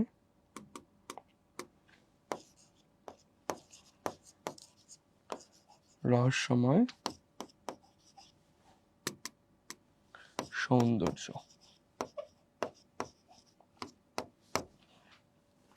প্রকৃতির রহস্যময় সৌন্দর্য আমাদের এই কবিতা, আমাদের সেই দিন এই মাঠ কবিতার মূল কথা। সো এইখানেও কিন্তু আমরা সেই বিষয়টি পাচ্ছি এই কবিতায়, প্রাকৃতিক রহস্যময় সৌন্দর্য। এখানেও জীবন তৃষ্ণা আছে, এখানেও প্রকৃতির রহস্যময়তা আছে, এবং এখানেও আছে কি যে মানুষের মৃত্যু বাস্তবতা এবং তার পরবর্তীতে তারা চলে যাবে, কিন্তু প্রকৃতির যে চিরন্তরতা সেই জিনিসগুলো থাকবে। অর্থাৎ আমাদের মূল বইয়ের যে মূল কথা সেটি এই উদ্দীপকে ফুটে উঠেছে। আশা করি এই জায়গাটা তোমরা স্পষ্ট এবং এটি তোমরা যেভাবে চাও উত্তর করতে পারবে, কিন্তু মূল কথাগুলো ঠিক রেখে। ওকে, তাহলে দেখো আমরা সৃজনশীলের যে পর্বগুলো গ ঘ কিভাবে লিখতে হয় সেই জিনিসগুলো শিখে ফেলেছি। এবার আমরা খ নাম্বার নিয়ে আলোচনা করব। দেখো খ নাম্বারে আলোচনা করার সময় মাথায় রাখতে হবে খ নাম্বার হলো অনুধাবনমূলক। অনুধাবনেও দুইটা অংশ থাকে। আমরা যখন অনুধাবন লিখবো, আসো আমরা অনুধাবনগুলো যখন লিখবো, ধরো একটা পেজের মধ্যে যখনই আমরা ক নাম্বার তো শুরুতেই লিখি, তারপর যখন আমরা খ নাম্বার লিখবো, এটাকে আমরা দুইটা ভাগে ভাগ করব। একটা শুরুর একটা অংশ লিখবো এবং তারপরে আরেকটা অংশে এটা মূল কথা লিখবো। শুরুর যে অংশ থাকবে এখানে জ্ঞানটা থাকবে এবং পরের অংশতে অনুধাবন থাকবে। অর্থাৎ তোমার জ্ঞানটা আগে দেখতে হবে। তো খ নাম্বার প্রশ্নগুলো কেমন হয়? খ নাম্বার দেখো, ঢাকা বোর্ড 2023 সালের প্রশ্ন আছে, সোনার স্বপ্নের স্বাদ বলতে কবি কি বুঝিয়েছেন? ঢাকা বোর্ড 2023। দেখো কবিতার লাইন, সোনার স্বপ্নের স্বাদ বলতে কি বুঝিয়েছেন, কবিতার সরাসরি একটা লাইন তুলে দিয়ে বলছে এটার মানে কি। অর্থাৎ কবিতার প্রত্যেকটি লাইন আমাদের জানা থাকতে হবে এবং সেই অনুযায়ী লিখতে হবে। এখন তুমি যদি এখন খ নাম্বারের শুরুতেই লিখো যে সোনার স্বপ্নের স্বাদ বলতে কবি যা বুঝিয়েছেন নিচে ব্যাখ্যা করা হলো, এইভাবে যখন তুমি লিখবে তখন তোমার টিচার তোমার প্রতি একটা ব্যাড ইমপ্রেশন আসবে যে তুমি হয়তো নিচে গোজামিল দিছো বা তুমি আসলে অ্যাকুরেট জিনিসটা জানো না। সো এই কাজটা কখনোই করা যাবে না যে প্রশ্নটা তুলে শুধু বলবা যে নিম্নরূপ বা নিচে লেখা হলো বা পরে আলোচনা করব, এগুলো লেখার দরকার নেই। তুমি সরাসরি বলবে যে সোনার স্বপ্নের স্বাদ বলতে কবি যা বুঝিয়েছে সেটা তুমি সরাসরি বলবে যে এখানে আশা আকাঙ্ক্ষা কল্পনার কথা বলা হয়েছে। যে সোনার স্বপ্নের স্বাদ বলতে কি বোঝানো হয়েছে? হ্যাঁ, জীবনের কি আশা আকাঙ্ক্ষা কল্পনা, আশা আকাঙ্ক্ষা আর হলো কি কল্পনা। আশা আকাঙ্ক্ষা কল্পনার দিকটি বলা হচ্ছে সোনার স্বপ্নের স্বাদ। অর্থাৎ পৃথিবীতে যত মানুষ এসেছে সবার মনে আশা আকাঙ্ক্ষা এবং কল্পনা ছিল, আছে, থাকবে। যারাই পৃথিবীতে আসবে তাদের কাছে আসবে। অর্থাৎ সোনার স্বপ্নের স্বাদ কবে আর ঝরে? কোনো দিনই ঝরবে না, সব সময় থেকে যাবে। পৃথিবীতে স্বপ্ন চিরন্তন, স্বপ্ন সবার থাকবে। এটাই বলা হচ্ছে যে আশা আকাঙ্ক্ষা কল্পনা মানুষের জীবনের যে জিনিসটা সেটা থাকবে। তখন তুমি তাহলে শুরুতেই কি লিখবে? যে লাইনটি দ্বারা বা সোনার স্বপ্নের স্বাদ বলতে বোঝানো হয়েছে আশা আকাঙ্ক্ষা কল্পনা, অর্থাৎ মানুষের আশা আকাঙ্ক্ষার কল্পনার দিকটি প্রকাশ পেয়েছে, বা এইখানে মানুষের জীবনের আশা আকাঙ্ক্ষা এবং কল্পনার দিকটি প্রকাশ পেয়েছে। এটাই হলো জ্ঞান। এটা লিখলে তোমার টিচার এখানে তোমার প্রতি খুশি হয়ে যাবে যে এই মূল কথাটি জানে। তারপরে লিখবে যে পৃথিবীতে আসলে মানুষ পৃথিবীতে আসে, পৃথিবীতে এক দল চলে যায়, আবার পৃথিবীতে মানুষের জন্ম হয়, মানুষ বৃদ্ধ হয়, মানুষ চলে যায়, কিন্তু প্রত্যেকটা মানুষের ভেতরে সেই স্বপ্ন থাকে, মানুষের ভিতরে সেই আশা থাকে, সেই আকাঙ্ক্ষা থাকে, সেই কল্পনা থাকে। পৃথিবী থেকে আশা আকাঙ্ক্ষা কল্পনা কখনো মুছে যাবে না। এই জিনিসগুলো তুমি চমৎকারভাবে তোমার খাতায় লিখে ফেলবে খ নাম্বারে। তাহলেই তোমার কি হবে? তোমার ওখানে 2 মার্ক, এটা কনফার্ম হয়ে যাবে। আর যখনই তুমি বলবা যে হ্যান হ্যান তেন তেন কিংবা নিচে বলবা যে নিম্নরূপ, তখনই আসলে তোমার প্রতি একটা সন্দেহজনক দৃষ্টি আসবে যে ছেলেটা মনে হয় একটু ঘাপলা আছে, যে সে মূল কথা নাও জানতে পারে। ওকে, এরপরে দেখো, সেই দিন এই মাঠ স্তব্ধ হবে না কো জানি, চরণটিতে কি বোঝানো হয়েছে? সেই দিন এই মাঠ স্তব্ধ হবে না কো জানি। এই যে সেই দিন এই মাঠ স্তব্ধ হবে না কো জানি, সেই দিন কোন দিন? যে যেদিন আমি এই পৃথিবীতে থাকবো না, পৃথিবীতে থাকবো না, তারপরেও এই মাঠ বলতে কি বোঝানো হয়েছে? এই যে প্রকৃতির সেই বিবর্তনের যে রূপ, হ্যাঁ, প্রকৃতির যে চিরন্তনতা, এই পুরো জিনিসটা বোঝানো হয়েছে এই জায়গায়। তো এখানে প্রকৃতি কখনো সেই দিন এই মাঠ স্তব্ধ হবে না জানি, এই লাইনটা দ্বারা বোঝানো হয়েছে যে আমরা পৃথিবী থেকে চলে যাব, ইটস অল রাইট, কিন্তু প্রকৃতির যে নিজস্বতা, তার যে রূপ রস গন্ধ, এটা কখনো হারাবে না, সেটাই বলা হয়েছে। তাহলে আমরা এখানে লিখে ফেলতে পারি, মূল কথাটা আমি লিখে দিচ্ছি, তোমরা তো বাকিটুকু লিখতে পারবে। সেই দিন এই মাঠ স্তব্ধ হবে না জানি, প্রকৃতি কখনো তার নিজস্ব রূপ রস গন্ধ হারাবে না, প্রকৃতি কখনো তার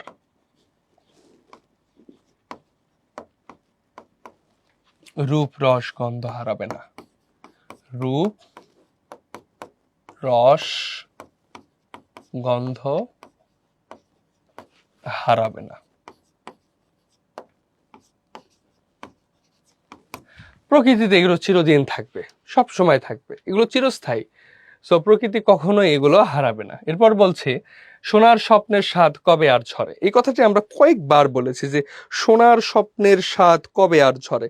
প্রকৃতির অফুরন্ত যে ঐশ্বর্য, এই ঐশ্বর্য নিয়ে মানুষের স্বপ্ন স্বাদ পূর্ণ হয়ে যায়, তাই না? মানুষের যে প্রকৃতির যে অফুরান সৌন্দর্য, এই সৌন্দর্যগুলোই মানুষকে জীবিত রাখে এবং এগুলোই মানুষকে এগিয়ে নেয়। ওকে, তাহলে আমরা এখানে বলতে পারি যে সোনার স্বপ্নের স্বাদ কবে আর ঝরে, এই লাইনটাতে কি বোঝানো হয়েছে? যে স্বপ্নের চিরন্তরতা। এখানে কি বুঝিয়েছেন? এখানে কবি কি বুঝিয়েছেন? আমরা বলতে পারি স্বপ্নের চিরন্তরতা। দুইটা কালার দিয়ে লিখি, তাইলে এখানে বুঝতে সহজ হবে।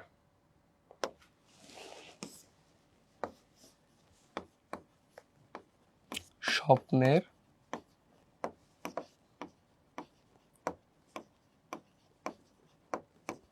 চিরন্তরতা, এটা আমি এক কথায় লিখলাম, কিন্তু এখানে হলো প্রকৃতির যে অফুরান ঐশ্বর্য মানুষের স্বপ্ন স্বাদকে পূর্ণ করে তোলে, মানুষের স্বপ্ন এবং স্বাদকে পরিপূর্ণ করে যাবে।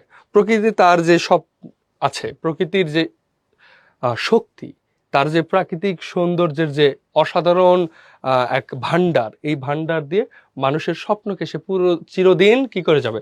পূরণ করে যাবে। কিন্তু এই স্বপ্ন কখনোই ঝরে যাবে না, এই স্বপ্ন কখনোই শেষ হবে না। পৃথিবীতে মানুষের পর মানুষ আসবে, কিন্তু তাদের কাছে সবার কাছে এই স্বপ্ন থেকে যাবে। এটাই হলো স্বপ্নের চিরন্তনতা, সোনার স্বপ্নের স্বাদ কবে আর ঝরে। এরপর বলে এইসব পৃথিবীর এইসব গল্প বেঁচে রবে চিরকাল, বলতে কি বুঝিয়েছেন? এই সব গল্প বেঁচে রবে চিরকাল, প্রকৃতির এই সব গল্প, পৃথিবীর এই সব গল্প। দেখো, সেখানে বলছে যে পৃথিবীর এই সব গল্প বলতে এই যে ছোট ডিঙি নৌকাটি এসে ঘাটে বাঁধবে, তারপর চালতা ফুল শিশিরের জলে ভিজবে নরম গন্ধের ঢেউয়ে, এই যে প্রকৃতির যে স্বাভাবিকতা, প্রকৃতির যে ছন্দ, প্রকৃতির যে গন্ধ, এই সব কিছু থেকে যাবে। প্রকৃতি কখনো ক্ষয় হবে না। এই যে ক্ষয় না হওয়ার বিষয়টা, সেটি এখানে বোঝানো হয়েছে। আমরা এখানে বলতে পারি যে প্রকৃতির শাশ্বত রূপ। এখানে আমরা কি বলতে পারি? প্রকৃতির শাশ্বত রূপ,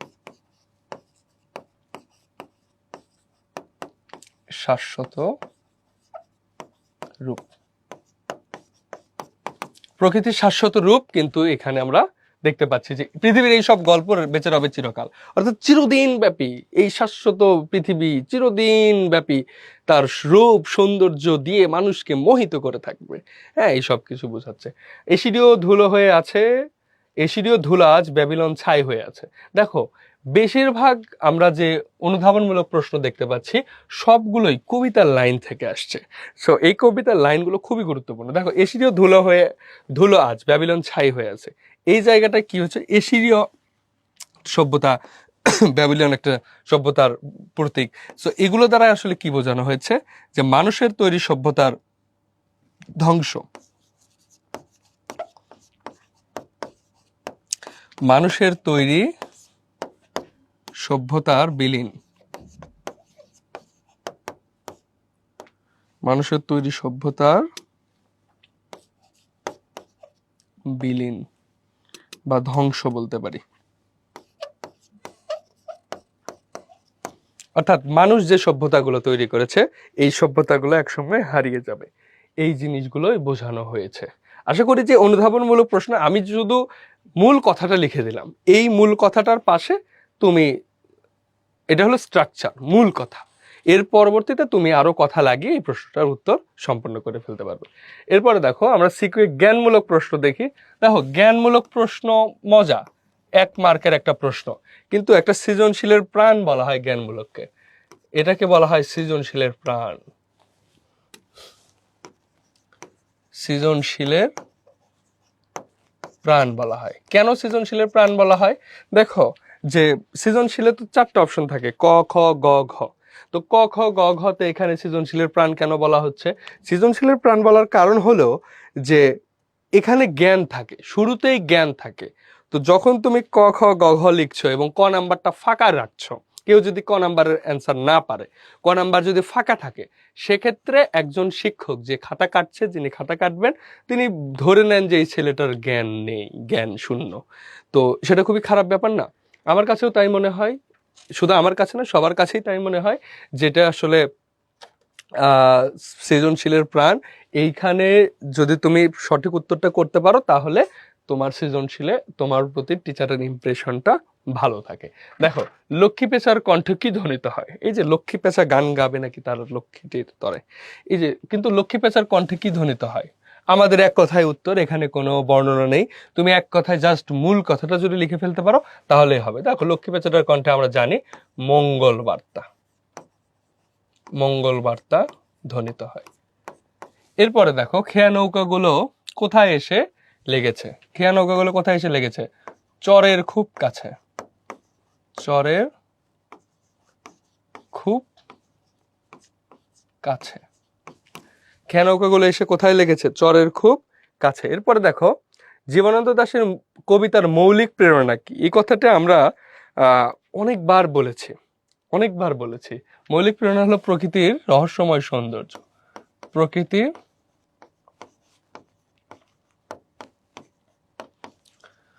রহস্যময় সৌন্দর্য, প্রকৃতির রহস্যময় সৌন্দর্য। এরপরে দেখো, পৃথিবীর কোন সভ্যতাটি ধুলো হয়ে গেছে?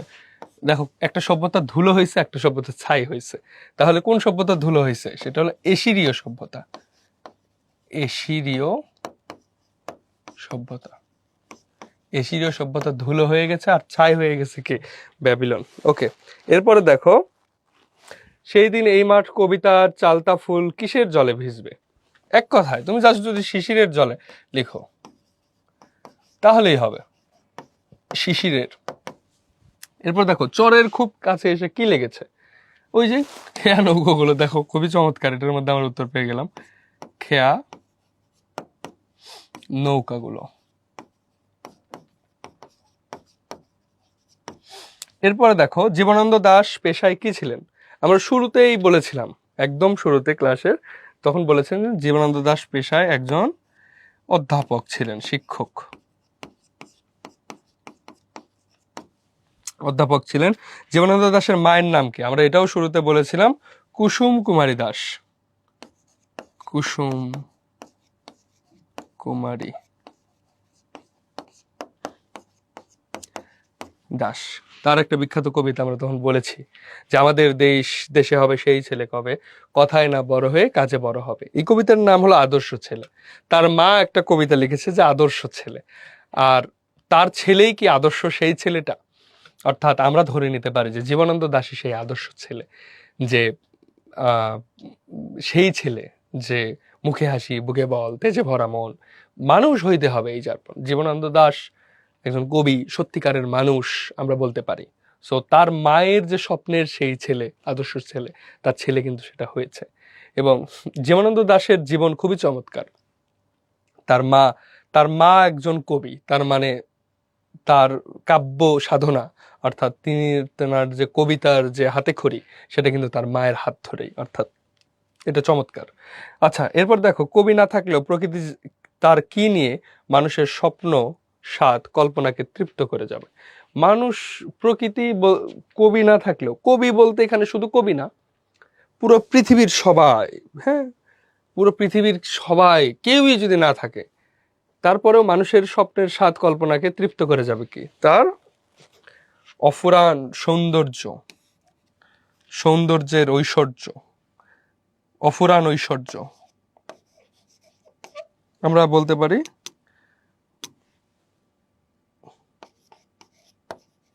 অফুরান ঐশ্বর্য। অফুরান সৌন্দর্য, ঐশ্বর্য দিয়ে সবাইকে কি করবেন? সোনার স্বপ্ন স্বাদ কল্পনাকে তৃপ্ত করে যাবেন। এরপর দেখো, জীবনানন্দ দাশ কোন সাহিত্যে MA ডিগ্রি লাভ করেন? জীবনানন্দ দাশ কোন সাহিত্যে লাভ করেন? এইটা আমাদের দেখো কবি পরিচিতি থেকে সরাসরি একটা লাইন, যেটা হলো ইংরেজি সাহিত্যে।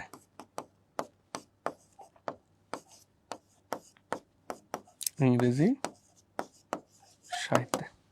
ওকে, তাহলে জ্ঞানমূলকে আমরা আশা করি এই সমস্যাগুলো বা এগুলো এক কথায় উত্তর, এগুলো তুমি যদি একটা শব্দও লিখো তাহলে তুমি ফুল মার্কস পাচ্ছ, 1 মার্ক। সো এখানে কোনো সমস্যা নেই, কিন্তু এখানে সবচেয়ে বড় সমস্যা হলো যে অনেক সময় এই জ্ঞানমূলক কমন পড়ে না। জ্ঞানমূলক কমন না পড়ার কারণ হলো তোমরা যখন পড়ো তখন মন দিয়ে ডিটেলস পড়ো না। তোমরা হয়তো শুধু সৃজনশীলে গ এবং ঘ লেখার জন্য পড়ে যাও, ক এবং খ লেখার জন্য যথেষ্ট প্রস্তুতি থাকে না। ক এবং খতে তুমি যদি খারাপ লিখো তখন টিচার মনে করবে ক খর মতো সহজ প্রশ্নগুলোই যে স্টুডেন্ট পারে না, সে গ ঘর মতো কঠিন জিনিসগুলো কিভাবে পারবে। তোমরা মনে করতে পারো গ ঘ সহজ কারণ শুধু লিখা, না, আমি তো দেখাইলাম যে যখন লিখছি বা তোমাদের কিভাবে লিখতে হবে, তখন তোমরা নিশ্চয়ই বুঝতে পেরেছো যে গ ঘ এত সহজে উত্তর করা যায় না। হ্যাঁ, একটু জটিল আছে, ওখানে তোমার ভাবার জায়গা আছে, তোমাকে কল্পনা করতে হবে, তোমাকে চিন্তা করতে হবে, এবং তোমার যে মূল পাঠ সেই মূল পাঠের সাথে উদ্দীপককে কানেক্ট করে চমৎকারভাবে যে সাজিয়ে লিখতে হবে, এই জিনিসটা ওইখানে খুবই গুরুত্বপূর্ণ। এই জিনিসটা যদি তোমার সামহাউ মিসিং হয় তাহলে তোমার কিন্তু সেখানে উত্তর পাচ্ছ না। তাহলে অনুধাবনমূলক প্রশ্ন এবং জ্ঞানমূলক প্রশ্ন আমাদেরকে গুরুত্ব সাথে লিখতে হবে, এবং সেটা লিখতে জ্ঞানমূলক প্রশ্ন দেখো এখানে কিন্তু কবি পরিচিতি, পাঠ পরিচিতি, তারপর শব্দার্থ টিকা এবং মূল কবিতা থেকে প্রশ্ন এসেছে। তাহলে আমরা যখন প্রস্তুতি নিব, কবি পরিচিতিকে অনেকেই অবহেলার সাথে দেখে যে কবি পরিচিতি আর সমস্যা নাই, এই পাঠ পরিচিতি আর সমস্যা নাই, এটা কি হবে, মূল কবিতা কোনোভাবে একটু একটু পড়ে চলে যাও। শব্দার্থ টিকা খুব ভালো করে পড়তে হবে, খুবই চমৎকার ভাবে পড়তে হবে। যেমন জ্ঞানমূলক আরো হইতে পারে যে সোনার এই কবিতাটি কোন কাব্যগ্রন্থ থেকে নেওয়া হয়েছে, বা ধরো যে সেদিন এই মাঠ কবিতাটি কোন কাব্যগ্রন্থ থেকে নেওয়া হয়েছে, এটা কিন্তু সরাসরি জ্ঞানমূলক, এটা কিন্তু পাঠ পরিচিতিতে আছে। সো এইভাবে তোমরা যদি না পড়ো তাহলে তোমরা কিন্তু জ্ঞানমূলকের উত্তর করতে পারবে না। আর জ্ঞানমূলকের ক্ষেত্রে আমি শুরুতেই বলেছি, জ্ঞানমূলক হলো একটা সৃজনশীলের প্রাণ। সো সৃজনশীলের প্রাণকে বাঁচাতে হলে, সৃজনশীলকে বাঁচাতে হলে তোমাকে অবশ্যই জ্ঞানমূলক পারফেক্টলি অ্যান্সার করতে হবে। আশা করি তোমরা বুঝতে পেরেছো। ওকে, এরপরে আমরা একটু এমসিকিউ এর দিকে যাব। কোন সভ্যতা ধুলো হয়ে আছে? এটা যশোর বোর্ড 2024 সালের একটা প্রশ্ন, যে কোন সভ্যতা ধুলো হয়ে আছে। আমরা দুইটা সভ্যতা দেখেছি, একটা ধুলো হয়ে আছে, একটা হলো ছাই। তো ধুলো হয়ে আছে এশিরীয় সভ্যতা, আর ব্যাবিলনের সভ্যতা হলো ছাই হয়ে আছে। সো আমাদের সঠিক উত্তর হলো ডি। আর ছাই হয়ে আছে কোনটা? ছাই হয়ে আছে এই যে ব্যাবিলনীয়, এটা হলো ছাই হয়ে আছে। সো সৃজনশীলের এটা দেখো যশোর বোর্ড 2024 সালে এসেছে। সো আমাদের এটা মূল কবিতা থেকে, একদম মূল কবিতা থেকে এই জিনিসটা, এই কবিতাটা আমরা এমসিকিউটা পেলাম। এরপর দেখো সেই দিন এই মাঠ স্তব্ধ হবে না কো জানি। সেই দিন এই মাঠ, তাহলে এই মাঠ বলতে কি বোঝানো হয়েছে? আমরা একটু আগেই একটা অনুধাবনমূলক প্রশ্নতে কিন্তু এটা আমরা বলেছি যে এইখানে এই মাঠ বলতে কি বোঝানো হচ্ছে। দেখো জীবন প্রবাহ, এই মাঠ বলতে জীবন প্রবাহ স্তব্ধ হবে না কোথাও জানি, না, এটা মানায় না। এরপরে দেখো সভ্যতার অবস্থান, না, এটাও না। তারপরে দেখো মানুষের স্বপ্নভূমি, না, এটাও না অবশ্যই। এবং অবশ্যই প্রাকৃতিক সৌন্দর্য, আমরা বলেছি সেই দিন এই মাঠ স্তব্ধ হবে না কো জানি, এই নদী নক্ষত্রের তলে, সোনার স্বপ্নের স্বাদ কবে আর ঝরে। কবিতার লাইনগুলো খুবই চমৎকার এবং সেখানে তোমার বুঝতে হবে। জীবনানন্দ দাশের কবিতার লাইন বোঝা একটু জটিল, কারণ জীবনানন্দ দাশ অত্যাধুনিক, মানে আধুনিক বলতে একটা তো ব্যাপার আছে, আধুনিকের উপরে আধুনিক, অত্যাধুনিক, অতিযুগ আধুনিক। সো এই অতি আধুনিক, অত্যাধুনিক কবি, এবং তার ভাষা একটু নির্জন ভাষা। এই ভাষা তুমি সবগুলো শব্দই চিনবে। দেখো সেই দিন, এটা এই শব্দ চিনো, এই মাঠ এটাও চিনো, স্তব্ধ মানেও হবে না কো জানি, সবগুলো শব্দই তোমার চেনা, কিন্তু এই কবিতার এই লাইনের যে অর্থ সেটা কিন্তু তোমার জানা নেই। তাহলে দেখো সহজ শব্দ দিয়েই লেখা, কিন্তু কতটা গূঢ় বাস্তবতা, কতটা গূঢ় কথা এখানে লুকিয়ে রেখেছে, এটাই হলো চমৎকার দিক। যে প্রাকৃতিক সৌন্দর্য, এটাই হলো প্রাকৃতিক সৌন্দর্য, এটা উত্তর। ওকে, এরপরে দেখো উদ্দীপকের আলোকে পরবর্তী প্রশ্নের উত্তর দাও। পৃথিবী যেমন আছে তেমনই পড়ে রবে, সুন্দর এই পৃথিবী ছেড়ে একদিন চলে যেতে হবে। পৃথিবী যেমন আছে তেমনই পড়ে রবে, সুন্দর এই পৃথিবী ছেড়ে একদিন চলে যেতে হবে। তাহলে পৃথিবী যেরকম আছে সেরকমই থাকবে, কিন্তু এই পৃথিবী ছেড়ে আমাদেরকে চলে যেতে হবে। তাহলে উদ্দীপকের সঙ্গে কোন চরণের মিল রয়েছে? আমরা চরণগুলো দেখি। রাত থমথম, স্তব্ধ নিঝুম, ঘোর আন্ধার, এটা তো এই কবিতারই লাইন না। তারপরে আছে দেখো, বাহিরেতে নাচে জোনাকি আলোয় থমথম কালো রাত, এটাও না। সোনার স্বপ্নের স্বাদ পৃথিবীতে কবে আর ঝরে, এবং আছে যে এশিরিয়া ধুলা আজ ব্যাবিলন ছাই হয়ে আছে। দেখো, পৃথিবী যেমন আছে তেমনই পড়ে রবে, সুন্দর এই পৃথিবী ছেড়ে একদিন চলে যেতে হবে। দেখো, পৃথিবী যেমন আছে আমাদেরকে চলে যেতে হবে, মৃত্যু এবং মানুষের স্বপ্ন, স্বপ্নের চিরন্তরতা, এই এই জিনিসটা আছে, কিন্তু এখানে এশিরিয় ধুলো হয়ে আছে। এই দুইটার যে কোনো একটা হবে, এই দুটো তো হবেই না, তাই না? এই দুটো তো হচ্ছেই না। তাহলে এশিরিয়া ধুলা হয়েছে, এখানে কিন্তু সভ্যতা নিয়ে কোনো কথা বলা নাই। অর্থাৎ সোনার স্বপ্নের স্বাদ কবে আর ঝরে, এটাই আমাদের সঠিক উত্তর। সো একটু বুঝলেই, এগুলো হলো অনুধাবনমূলক এমসিকিউ। এই এমসিকিউ এর মধ্যেও কিন্তু চারটা ধরন আছে। একটা হলো জ্ঞানমূলক, যে সরাসরি এমসিকিউ। যেমন দেখো, এইখানে দেখো, এটা কিন্তু সরাসরি কোন সভ্যতা ধুলো হয়ে আছে এখানে, এটা হলো জ্ঞানমূলক এমসিকিউ। এই এমসিকিউ একদম সরাসরি। কিন্তু এইখানে দেখো, সেই দিন এই মাঠ স্তব্ধ হবে না, জানি। অর্থাৎ এটা প্রাকৃতিক সৌন্দর্য, এই জিনিসটা অনুধাবন করে তোমার লিখতে হবে, অনুধাবন করে তোমার মার্ক করতে হবে। তাহলে একটা জিনিস হলো কি বলে, সরাসরি জ্ঞানমূলক, একটা অনুধাবন। এইখানে দেখো, এই এমসিকিউটা হলো প্রয়োগমূলক। অর্থাৎ তোমাকে একটা উদ্দীপক দেওয়া থাকবে এবং ওই উদ্দীপকের সাথে তোমাকে প্রয়োগ করতে হবে যে আমাদের সঠিক উত্তর কোনটা। তো এমসিকিউ এর টাইপ আরো একটা আছে, সেটা হলো বহুপদী সমাপ্তি সূচক। ওইটা হলো উচ্চতর দক্ষতা। সো তোমার সৃজনশীলে যেমন এমসিকিউ, সৃজনশীলে যেমন চারটা অপশন, জ্ঞান, অনুধাবন, প্রয়োগ, উচ্চতর দক্ষতা, এমসিকিউ তো চারটা আছে, জ্ঞান, অনুধাবন, প্রয়োগ, উচ্চতর দক্ষতা। জ্ঞানমূলক এমসিকিউ থাকবে 6-7টা, অনুধাবন থাকবে 7-8টা, তারপরে প্রয়োগ থাকবে 6-7টা, উচ্চতর দক্ষতা থাকবে 4-5টা, এই মোট 30টা এমসিকিউ তোমাদের থাকবে। সো এই যে জায়গাটায় আমাদের খুবই ফোকাস দিতে হবে। দেখো, জ্ঞানমূলক তুমি পারবা, জ্ঞানমূলক বই পুস্তক পড়লে মোটামুটি পারা যায়, কিন্তু অনুধাবনের ক্ষেত্রে একটু জটিলভাবে চিন্তা করতে হয়, প্রয়োগের ক্ষেত্রে আরো জটিল। সবচেয়ে জটিল হলো বহুপদী সমাপ্তি সূচক। সো আমরা চলো বহুপদী সমাপ্তি সূচকে একটা চলে যায়। যে দেখো, পৃথিবী নিচের উদ্দীপকের আলোকে, আমরা ওই উদ্দীপকটাই আবার পড়ছি। দেখো, এই পৃথিবী যেমন আছে তেমনি পড়ে রবে, সুন্দর এই পৃথিবী ছেড়ে একদিন চলে যেতে হবে। ময়মনসিংহ বোর্ড 2024 সালের প্রশ্ন। দেখো, এই জায়গাটায় আমাদের খুবই ভালোভাবে খেয়াল করতে হবে যে এখানে আসলে কি প্রকাশ পেয়েছে, যে পৃথিবীর যেমন আছে তেমনই পড়ে রবে, সুন্দর এই পৃথিবী ছেড়ে একদিন চলে যেতে হবে। আমরা এর আগেরটা দেখলাম যে সোনার স্বপ্নের স্বাদ কবে আর ঝরে, যে সোনার স্বপ্ন বলতে কি বোঝানো হয়েছে, মানুষের আশা আকাঙ্ক্ষা, এই সব কিছু, এই সব কিছু পৃথিবী তার অফুরান সৌন্দর্য দিয়ে কি করেছে, অফুরান সৌন্দর্য দিয়ে সব সময় পূরণ করে গেছে, এবং পৃথিবীতে যারাই আসবে তাদেরকেই পৃথিবী তার সৌন্দর্য দিয়ে, অপার ভালোবাসা দিয়ে সেটা পূরণ করে যাবে। সো এখানে দেখো কি কি আছে। উদ্দীপক সেই দিন এই মাঠ কবিতায় প্রকাশ পেয়েছে, ধরনীর অবিনশ্বর সৌন্দর্য, মানব জীবনের দুঃখবোধ, প্রকৃতির অন্তঃসার শূন্যতা। দেখো, কোনটা হইতে পারে? এইটা হলো উচ্চতর দক্ষতামূলক এমসিকিউ। আমরা কিন্তু প্রথমটা জ্ঞানমূলক পেয়েছি, পরেরটা অনুধাবন, তারপরটা প্রয়োগ, এটা হলো উচ্চতর দক্ষতা।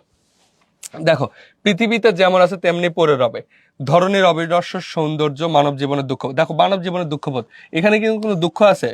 এখানে কিন্তু দুঃখ নাই। আবার দেখো, যে প্রকৃতির অন্তঃসার শূন্যতা, সেটাও না। এখানে শুধু ধরনের অবিনশ্বর সৌন্দর্য, একটা পাচ্ছি, তার মানে উত্তর হলো এ। এই উত্তর আমরা এ হিসাবে নেব। এখানে কোনো দুঃখবোধ নাই, এখানে অন্তঃসার শূন্যতাও নাই, তাহলে উত্তর হবে এ। কেন উত্তর এ হচ্ছে, আশা করি তোমরা বুঝতে পেরেছো। সো উচ্চতর দক্ষতা, এই ধরনের সৃজনশীল উত্তর করা বেশ কঠিন। তো এগুলো যখন তুমি বেশি বেশি প্র্যাকটিস করবে, সো তুমি এগুলোর উত্তর করতে পারবে। আমাদের সৃজনশীলের ক্ষেত্রে দেখো, 7টা সৃজনশীলে বেশিরভাগ শিক্ষার্থী হয় কি, যে 7টা সৃজনশীল প্র্যাকটিস করে না, সেই সৃজনশীল লিখে না। তার অন্যান্য subject, physics, chemistry, math, biology, এগুলো করতে করতেই তার দেখা যায় যে একটা লম্বা সময় চলে যায়। সে হয়তো বাংলা পড়ে, কিন্তু হাতে লেখার সুযোগটা হয় না। কারণ ম্যাথ যেমন না করলে অনেক সময় মাথায় থাকে না, কিন্তু বাংলা কিন্তু এরকম হয় না, পড়লে একটা লেখা যায়, কিন্তু বাংলাটা লিখতে পারাটা প্রধান বিষয় না। বাংলা পরীক্ষায় সময়ের মধ্যে সবগুলো লিখতে পারাটা প্রধান বিষয়। দেখো, 7টা সৃজনশীল, বেশিরভাগ স্টুডেন্ট এই 7টা সৃজনশীল লিখতে হিমশিম খেয়ে যায়, একেবারে হিমশিম খেয়ে যায়, এটা বেশ কঠিন। সো তোমার এই জায়গাটায় খুবই যত্নের সাথে লিখতে হবে, খুবই মানে যত্ন নিয়ে এই কাজটা করতে হবে, যে তুমি যে 7টা সৃজনশীল লিখেছ, এই 7টা সৃজনশীল শেষ পর্যন্ত তুমি যদি লিখতে না পারো, দেখা যায় একটা যদি ঘ মিস হয়ে যায়, দেখো তোমার 4 নাম্বারের মধ্যে একদম 0। ওখানে তো তোমার মার্ক পাওয়ার আশাই নেই। সো এমসিকিউতে তোমার ভালো করতে হবে, কারণ এমসিকিউতে ভালো না করলে তোমার এ প্লাস মিস হয়ে যাবে। সো এ প্লাস মিস হইলে কিন্তু একটা রেজাল্টের উপর বড় ইম্প্যাক্ট ফেলবে, সেটা পরবর্তী জীবনে তোমার যে কোনো পরীক্ষা, এরপরে তুমি কলেজে ভর্তি হবা, কলেজ ভর্তি তো মার্কের উপর বেস করে হয়। ভালো কলেজগুলোতে ভর্তি হইতে হলে তোমাকে ভালো মার্ক ক্যারি করতে হবে। সো সব দিক থেকে তোমার এই এসএসসির এই রেজাল্টটা খুবই গুরুত্বপূর্ণ, সেদিকে মনোযোগ রেখে আশা করি তোমরা আগায় যাবা। সো দেখো আমরা নেক্সট স্লাইডে যাই, যে শিশিরের জলে কোন ফুল ভেজার কথা বলা হয়েছে। শিশিরের জলে দেখো, চালতা ফুল কি ভিজিবে না শিশিরের জলে, বইয়ের লাইন সরাসরি জ্ঞানমূলক এমসিকিউ। তাহলে কদম ফুল, শিউলি, এদের কথা তো বলার নাই, মূল কথা হলো চালতা ফুল ভিজিবে নাকি শিশিরের জলে, এটা আমাদের জ্ঞানমূলক একটা এমসিকিউ। এখানে অনুধাবন কিংবা ভাবার কোনো দরকার নেই। তোমার যদি কবিতার লাইন সরাসরি মনে থাকে এবং তুমি যদি কবিতাটা ঠিকভাবে পড়ে থাকো, আলহামদুলিল্লাহ, তোমার কেউ ঠেকাইতে পারবে না এই প্রশ্নের উত্তর করতে। এরপরে দেখো যে পৃথিবীর এই সব গল্প বেঁচে রবে চিরকাল, পৃথিবীর এই সব গল্প বেঁচে রবে চিরকাল, মানে পৃথিবীতে যে ঘটনাগুলো ঘটছে এগুলো চিরদিন পৃথিবীতে থেকে যাবে, এগুলো কখনোই শেষ হয়ে যাবে না। তাহলে এ দ্বারা আসলে কি বোঝায় আমরা একটু দেখি, যে প্রকৃতির নিত্যতা, জগতের সৌন্দর্যময়তা, পৃথিবীর বহমানতা। তাহলে দেখো পৃথিবীর এইসব গল্প বেঁচে রবে চিরকাল, এখানে অর্থাৎ প্রকৃতিতে যে ঘটনাগুলো ঘটে, প্রকৃতিতে চালতা ফুল শিশিরের জলে ভেজে, এই যে সৌন্দর্যের বর্ণনা, এই যে অফুরান সৌন্দর্য পৃথিবীতে যে চিরদিন ঘটতে থাকবে, এই চিরস্থায়ী চিরদিন ঘটতে থাকা এই বহমানতার মধ্যে দিয়ে কি ঘটে, যে প্রকৃতির নিত্যতা, অর্থাৎ প্রকৃতি তো প্রতিদিন একটা নির্দিষ্ট ঢঙে রঙে সাজে, এবং জগতের সৌন্দর্যময়তা না, এখানে সৌন্দর্যের কথাটা এই লাইনে ফুটে ওঠে নাই, কিন্তু প্রকৃতির বহমানতা, হ্যাঁ, এইটা চিরকাল বয়ে যাবে, বেয়ে যাবে, চলে যাবে, অর্থাৎ বহমানতা এই দিকটা। তাহলে আমরা 1 আর 3 উত্তর হিসেবে নিতে পারি। তাহলে আমাদের সঠিক উত্তর হলো বি। ওকে, তাহলে আমরা এরপরে দেখি যে মঙ্গল বার্তা কার কণ্ঠে ধ্বনিত হয়। এই প্রশ্নটা আমরা জানি যে মঙ্গল বার্তা কার কণ্ঠে ধ্বনিত হয়, এটা কিন্তু সরাসরি বই থেকে নেয়া। সো এটা লক্ষ্মী পেঁচার কণ্ঠে, আমাদের একটা মানে একটা পাখির কথা এখানে বলা আছে, সেটা হলো লক্ষ্মী পেঁচা। ওকে, এরপরে দেখো সেই দিন এই মাঠ কবিতার কোন চরণে সভ্যতার ক্ষণস্থায়ী বোঝানো, সভ্যতা ক্ষণস্থায়ী বোঝানো হয়েছে। সভ্যতা অর্থাৎ মানুষের তৈরি যে জীবন ব্যবস্থা, সমাজ ব্যবস্থা, এই জিনিসটা যে ক্ষণস্থায়ী, এটা কোন লাইনে দেখানো হয়েছে। সেদিনও দেখিবে স্বপ্ন, না আমি চলে যাব বলে, না চারিদিকে শান্তবাতি, না এশিরিয়া ধুলা আছে। এশিরিয়া একটা সভ্যতা এবং এইটা ধুলো হয়ে গেছে, মানে ধ্বংস হয়ে ধুলোর সাথে মিশে গেছে, সেই জিনিসটা বোঝানো হয়েছে। তাহলে এশিরীয় ধুলা আজ, এটি আসলে সভ্যতার ক্ষণস্থায়িত্ব বোঝানো হয়েছে। দেখো এটাই হলো অনুধাবনমূলক MCQ. Sylhet board 2023, Dinajpur board 2019 এবং বরিশাল বোর্ড 2015 সালের এমসিকিউ। দেখো একটা এমসিকিউ 15, 19, 23 কতগুলো সালে এসেছে। সো এই ধরনের যে এমসিকিউ, এগুলো আমাদের জন্য, আমাদের পরীক্ষার জন্য বেশ গুরুত্বপূর্ণ। সো অনুধাবনের জায়গাটা এবং কনসেপ্ট ক্লিয়ার থাকতে হবে, তোমার কবিতার প্রত্যেকটা লাইনের কনসেপ্ট যেন তোমার মাথার মধ্যে থাকে, এটা গুরুত্বপূর্ণ। এরপরে দেখো নিচের উদ্দীপকের আলোকে পরবর্তী প্রশ্নের উত্তর দাও। এই পৃথিবী যেমন আছে তেমনি পড়ে রবে, সুন্দর এই পৃথিবী ছেড়ে একদিন চলে যেতে হবে। দেখো এই উদ্দীপকের একটা প্রশ্ন কিন্তু আমরা শুরুতে পেয়েছিলাম, যশোর বোর্ড 2023 সালের প্রশ্ন। দেখো এখানে বলছে উদ্দীপকটি কোন কবিতার সঙ্গে সাদৃশ্যপূর্ণ। দেখো এটা খুবই সহজ প্রশ্ন, এখানে ভাবারও কিছু নাই, দেখারও কিছু নাই, তুমি বলতেই পারবা যে পৃথিবী যেমন আছে তেমনি পড়ে রবে, সুন্দর এই পৃথিবী ছেড়ে একদিন চলে যেতে হবে। জীবন সঙ্গীত না আমার পরিচয়, না পল্লী জননী, না সেই দিন এই মাঠ, আমাদের কবিতার যে সাথে সাদৃশ্যপূর্ণ। ওকে, এগুলো সহজ প্রশ্ন। এরপরে দেখো যে পৃথিবী যেমন আছে তেমনি পড়ে রবে, পৃথিবী ছেড়ে একদিন চলে যেতে হবে, আমরা যদিও পড়েছি। উদ্দীপক ও পঠিত কবিতার সাদৃশ্যপূর্ণ ভাবটি হলো, সাদৃশ্যপূর্ণ ভাবটা কি, যে পৃথিবী যেমনি আছে তেমনি পড়ে রবে, কিন্তু এইখানে আমরা কি কি দেখতে পাই, যে পৃথিবীর অবিনশ্বর সৌন্দর্য, মানব জীবনের দুঃখ, পৃথিবীতে কেউ চিরস্থায়ী নয়। আমরা দেখো পৃথিবী যেমনি আছে তেমনি পড়ে রবে, এই পৃথিবী অর্থাৎ মানুষের জীবনের যে বয়ে চলা, এই বয়ে চলাতে কি কি হয়, পৃথিবীর অবিনশ্বর সৌন্দর্য, হ্যাঁ এটা একটা বিষয়, মানুষের জীবনের দুঃখ, আমি তখনও বলেছি এটা, এর আগেও আমরা একবার দেখেছি, কিন্তু এখানে কিন্তু দুঃখ নাই। এরপরে দেখো পৃথিবীতে কেউ চিরস্থায়ী নয়, হ্যাঁ দুইটা জিনিস, এই পৃথিবী ছেড়ে একদিন চলে যেতে হবে, চিরস্থায়ী নয়, এটা অবিনশ্বর সৌন্দর্য, যে সুন্দর এই পৃথিবী, এই যে সুন্দর থাকার কারণে আমরা বলছি অবিনশ্বর সৌন্দর্য, সুন্দর থাকার কারণে আমরা এটা বলছি। ওকে, তাহলে আমরা 1 এবং 3 উত্তর হিসাবে নিতে পারি, তাহলে উত্তর হবে ডি। উত্তর হবে ডি। এরপরে দেখো এশিরীয় ধুলা আজ, এখানে এশিরীয় কিসের প্রতীক?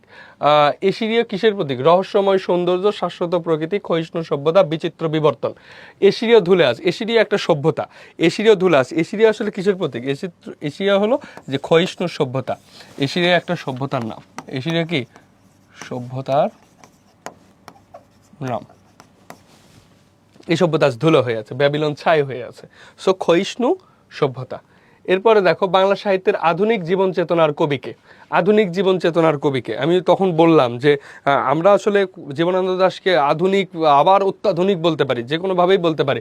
সো আধুনিক, মূলত আধুনিক কবিতার জীবন চেতনা হলো জীবনানন্দ দাশ।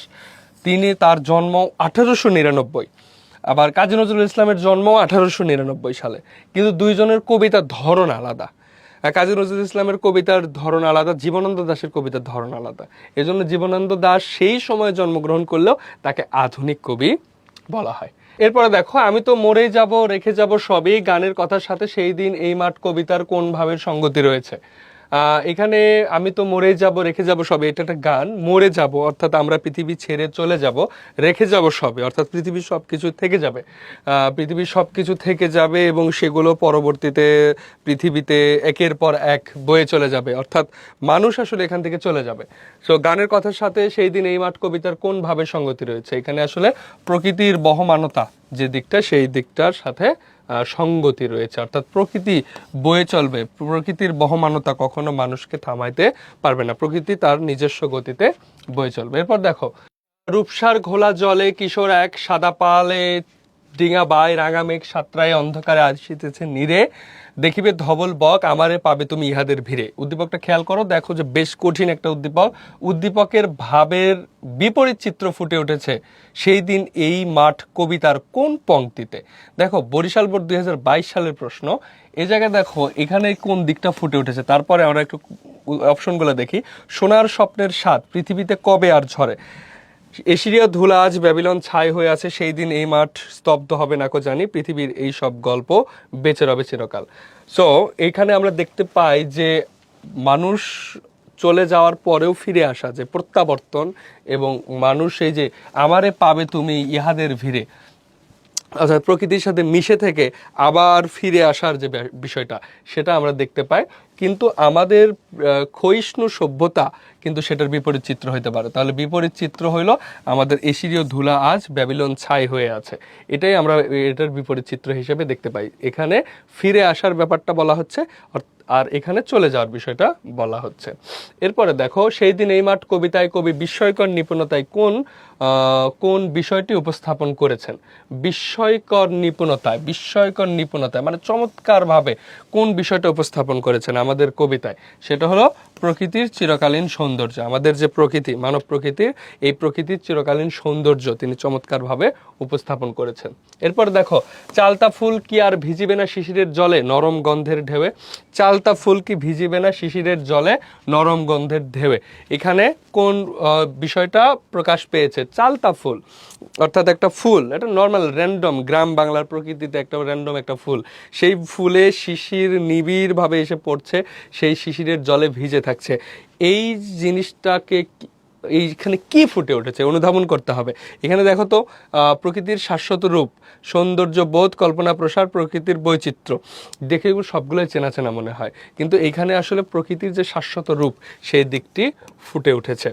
অর্থাৎ চালতা ফুল যে শিশিরের জলে ভিজছে, এটা হলো চিরস্থায়ী, অর্থাৎ তুমি আমি থাকলেও ভিজবে, না থাকলেও ভিজবে, পৃথিবীর সব সময় এই ঘটনাগুলো ঘটতে থাকবে। এটা হলো শাশ্বত রূপ, প্রকৃতির শাশ্বত রূপ ফুটে উঠেছে। আমি থাকবো না বলে, এই কথাটা যদি আগে থাকতো তাহলে এই জিনিসটা বুঝতে আরো সুবিধা হতো। সৌন্দর্য ব্যাপারটা তো আছে, কল্পনার প্রসার এটাও আছে, প্রকৃতির বৈচিত্র্য এটাও আছে, সবই আছে, কিন্তু এইখানে শাশ্বত রূপ বলা হচ্ছে কেন? আমি থাকবো না বলে চালতা ফুলকে ভিজিবে না শিশিরের জলে, অর্থাৎ শাশ্বত সময় ধরে প্রকৃতি তার স্বাভাবিকতা বজায় রাখবে কিনা, এই জিনিসটা এখানে গুরুত্বপূর্ণ। এরপরে দেখো পৃথিবীর এই সব গল্প বেঁচে রবে চিরকাল, পৃথিবীর এই সব গল্প বেঁচে রবে চিরকাল, এইখানে পৃথিবীর এই সব গল্প বেঁচে রবে চিরকাল বলতে কি বোঝানো হয়েছে? অর্থাৎ পৃথিবীতে যে ঘটনা ঘটতেছে, এই ঘটনাগুলো পৃথিবীতে চিরকাল থেকে যাবে, এইগুলো কখনোই পৃথিবী থেকে মুছে যাবে না। এই জন্য এটাকে বলা হচ্ছে প্রকৃতির অবিনশ্বরতা, অর্থাৎ প্রকৃতি কখনো তার তার কি সত্যতা হারাবে না, তার সংজ্ঞা হারাবে না, তার স্বীকার্যতা হারাবে না। বিস্ময়কর সৌন্দর্য, অসাধারণ ঐশ্বর্য ক্ষয়িষ্ণু এগুলো নয়, বরং প্রকৃতির অবিনশ্বরতা। এরপরে খেয়াল করো, সোনার স্বপ্নের স্বাদ পৃথিবীতে কবে আর ঝরে। সোনার স্বপ্নের স্বাদ পৃথিবীতে কবে আর ঝরে, এতে প্রকাশ পেয়েছে কি? প্রকাশ পেয়েছে প্রাকৃতিক সৌন্দর্য, প্রকৃতির রহস্যময়তা, মানুষের স্বপ্নময়তা, প্রকৃতির শাশ্বত রূপ। তাহলে এখানে খেয়াল করো যে সোনার স্বপ্নের স্বাদ, স্বপ্ন, আমরা তো স্বপ্ন এর আগে যেখানেই দেখেছি স্বপ্ন, সেখানে কিন্তু আমরা বলার চেষ্টা করছি স্বপ্ন বলতে কি বোঝানো হচ্ছে, যে মানুষ স্বপ্ন দেখে, মানুষ কল্পনা করে, মানুষ আশা আকাঙ্ক্ষা জীবিত রাখে, এবং পৃথিবীর এই সব মানুষের আশা আকাঙ্ক্ষা পূরণ করে পৃথিবী তার রূপ, রস, সৌন্দর্য, গন্ধ দিয়ে।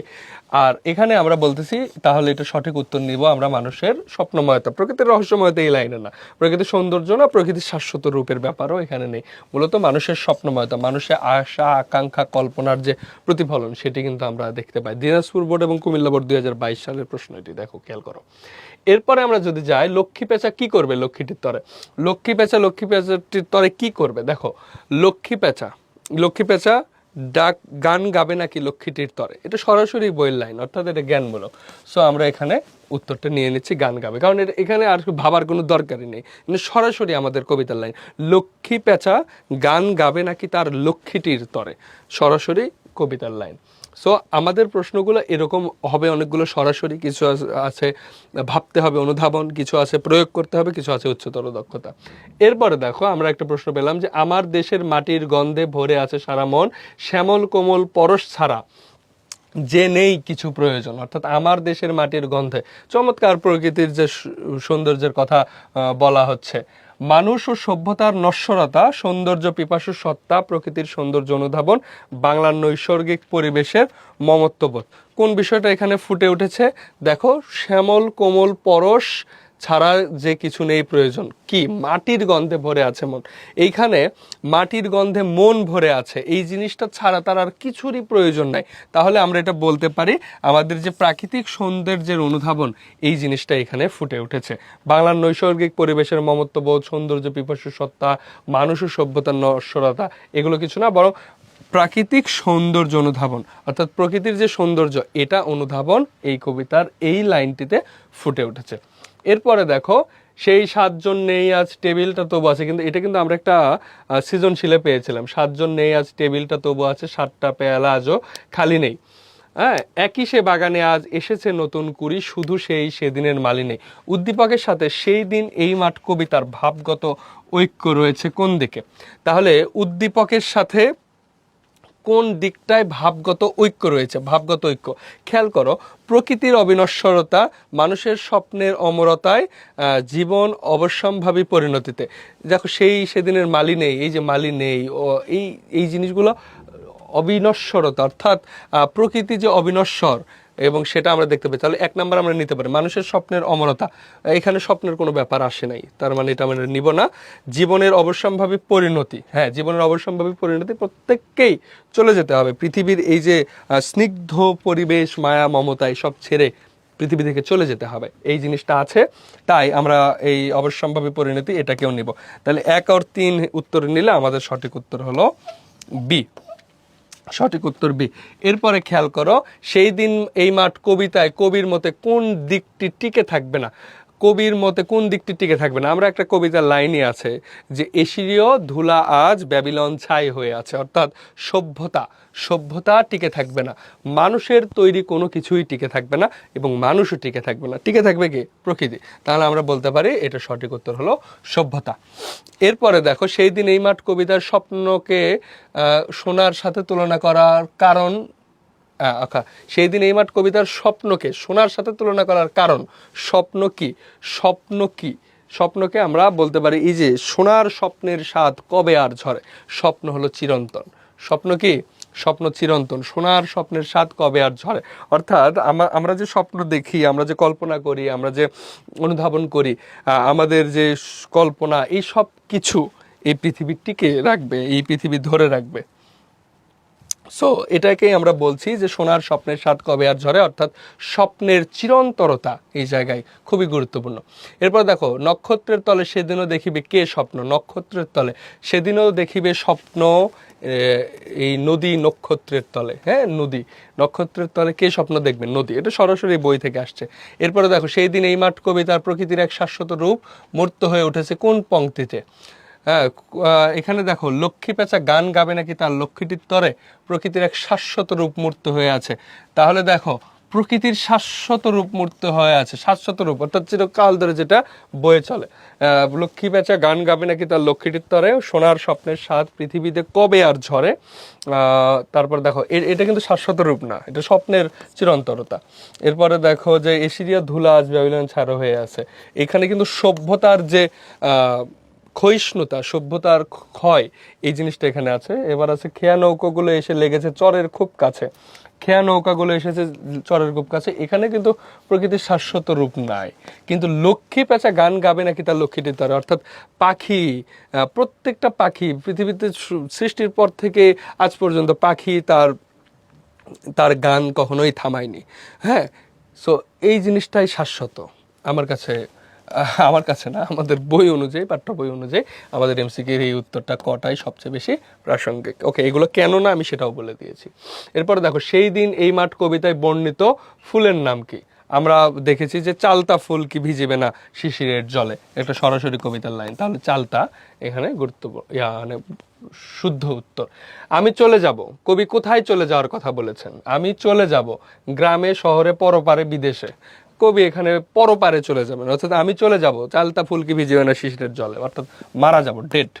অর্থাৎ এই যে মৃত্যুকে অবধারিতভাবে কল্পনা করে যে বিষয়টা বলা হচ্ছে যে আমি চলে যাব, কোথায় চলে যাব, মৃত্যুতে, মৃত্যুর পর পরপারে চলে যাব, চালতা ফুলকি ভিজিবে না শিশিরের জলে।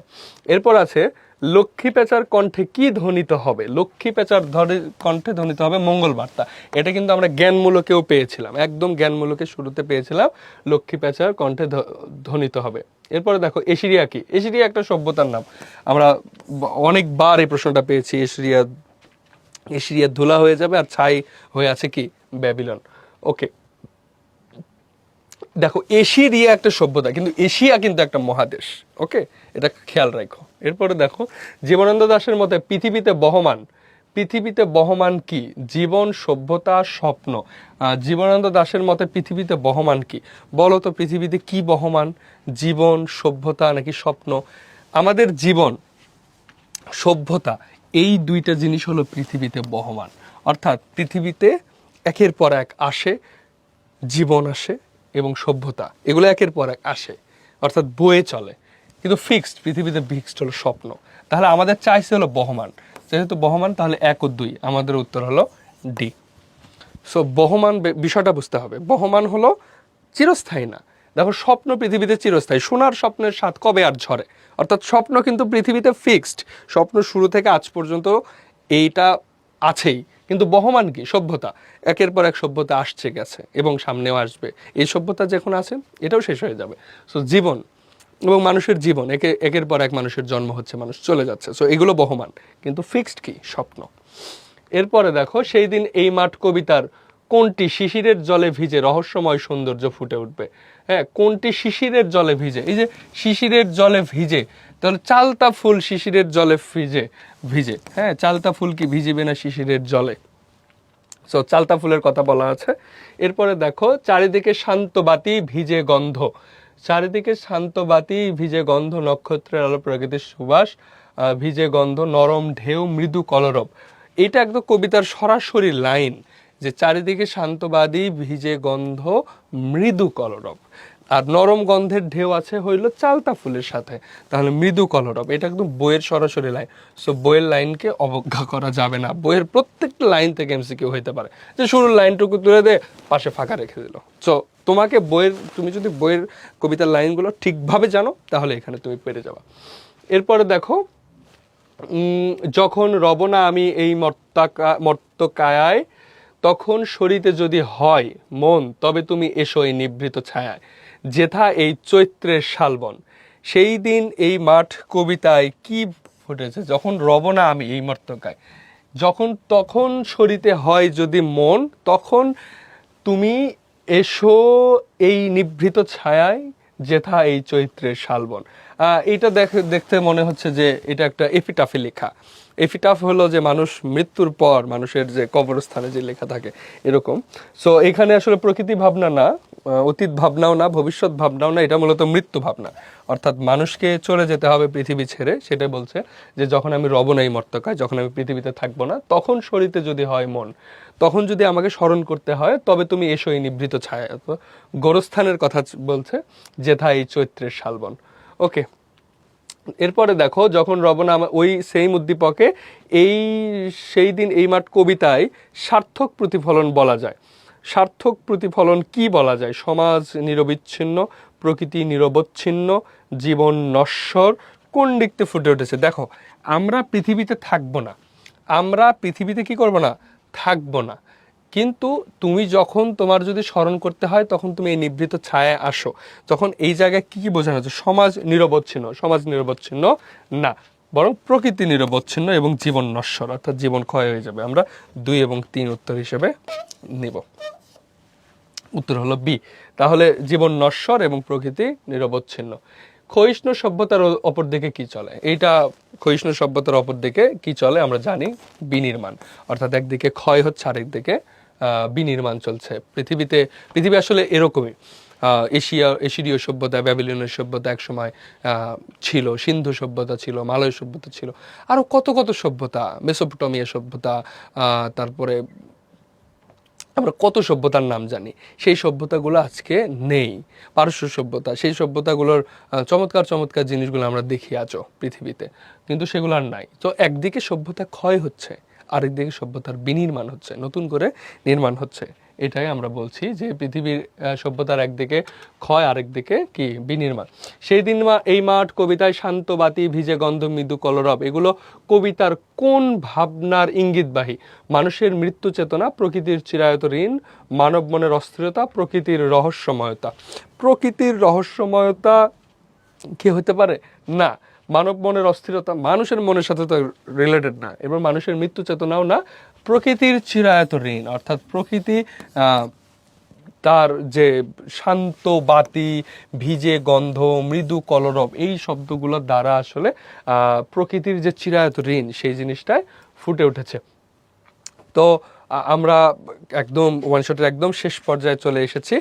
আমাদের সাথে যুক্ত থাকতে চোখ রাখো আমাদের যে ফেসবুক সোশ্যাল লিঙ্কগুলো আছে, ফেসবুক পেজ, ফেসবুক গ্রুপ এবং ফেসবুক গ্রুপের নাম লিঙ্ক সহ আমরা দিয়েছি। ইউটিউব চ্যানেল, বিশেষ করে ইউটিউব চ্যানেল, এখানে তোমাদের জন্য প্লেলিস্ট বানানো আছে, বাংলা প্রত্যেকটি অধ্যায়ের প্লেলিস্টগুলো তোমরা সেখানে পাবে। সো বিশ্বাস রাখো বুকের ভেতর, প্রত্যয় অনুভবে, স্বপ্ন জয়ের যুদ্ধে এবার সফল তুমি হবে। ইনশাল্লাহ সফল তুমি হবে। তো আশা করি সেই দিন এই মাঠ কবিতাটি, আমরা যে কবিতার লাইনগুলো পড়েছি, যে অনুধাবনমূলক, জ্ঞানমূলক, সৃজনশীলগুলো, গ ঘ কীভাবে লিখতে হয় সেগুলো দেখেছি, এগুলো আসলে তোমাকে আরও বেশি গোছায় একটা প্রস্তুতি হবে আশা করি। এবং আমরা দেখো, এক কথাগুলো মনে হতে পারে কথাগুলো বারবার বলেছি, না, বারবার পরীক্ষায় এসেছে। যেই কথাগুলো বারবার বলেছি তার মানে হলো ওই কথাগুলো বারবার পরীক্ষায় এসেছে এবং পরীক্ষা রিলেটেড, ওই কথাগুলো বেশি গুরুত্বপূর্ণ। সো সেগুলো ভালোভাবে পড়বে। তো এই পর্যন্তই, ভালো থেকো, সুস্থ থাকো, দেখা হবে পরের কোনো ক্লাসে। আসসালামু আলাইকুম।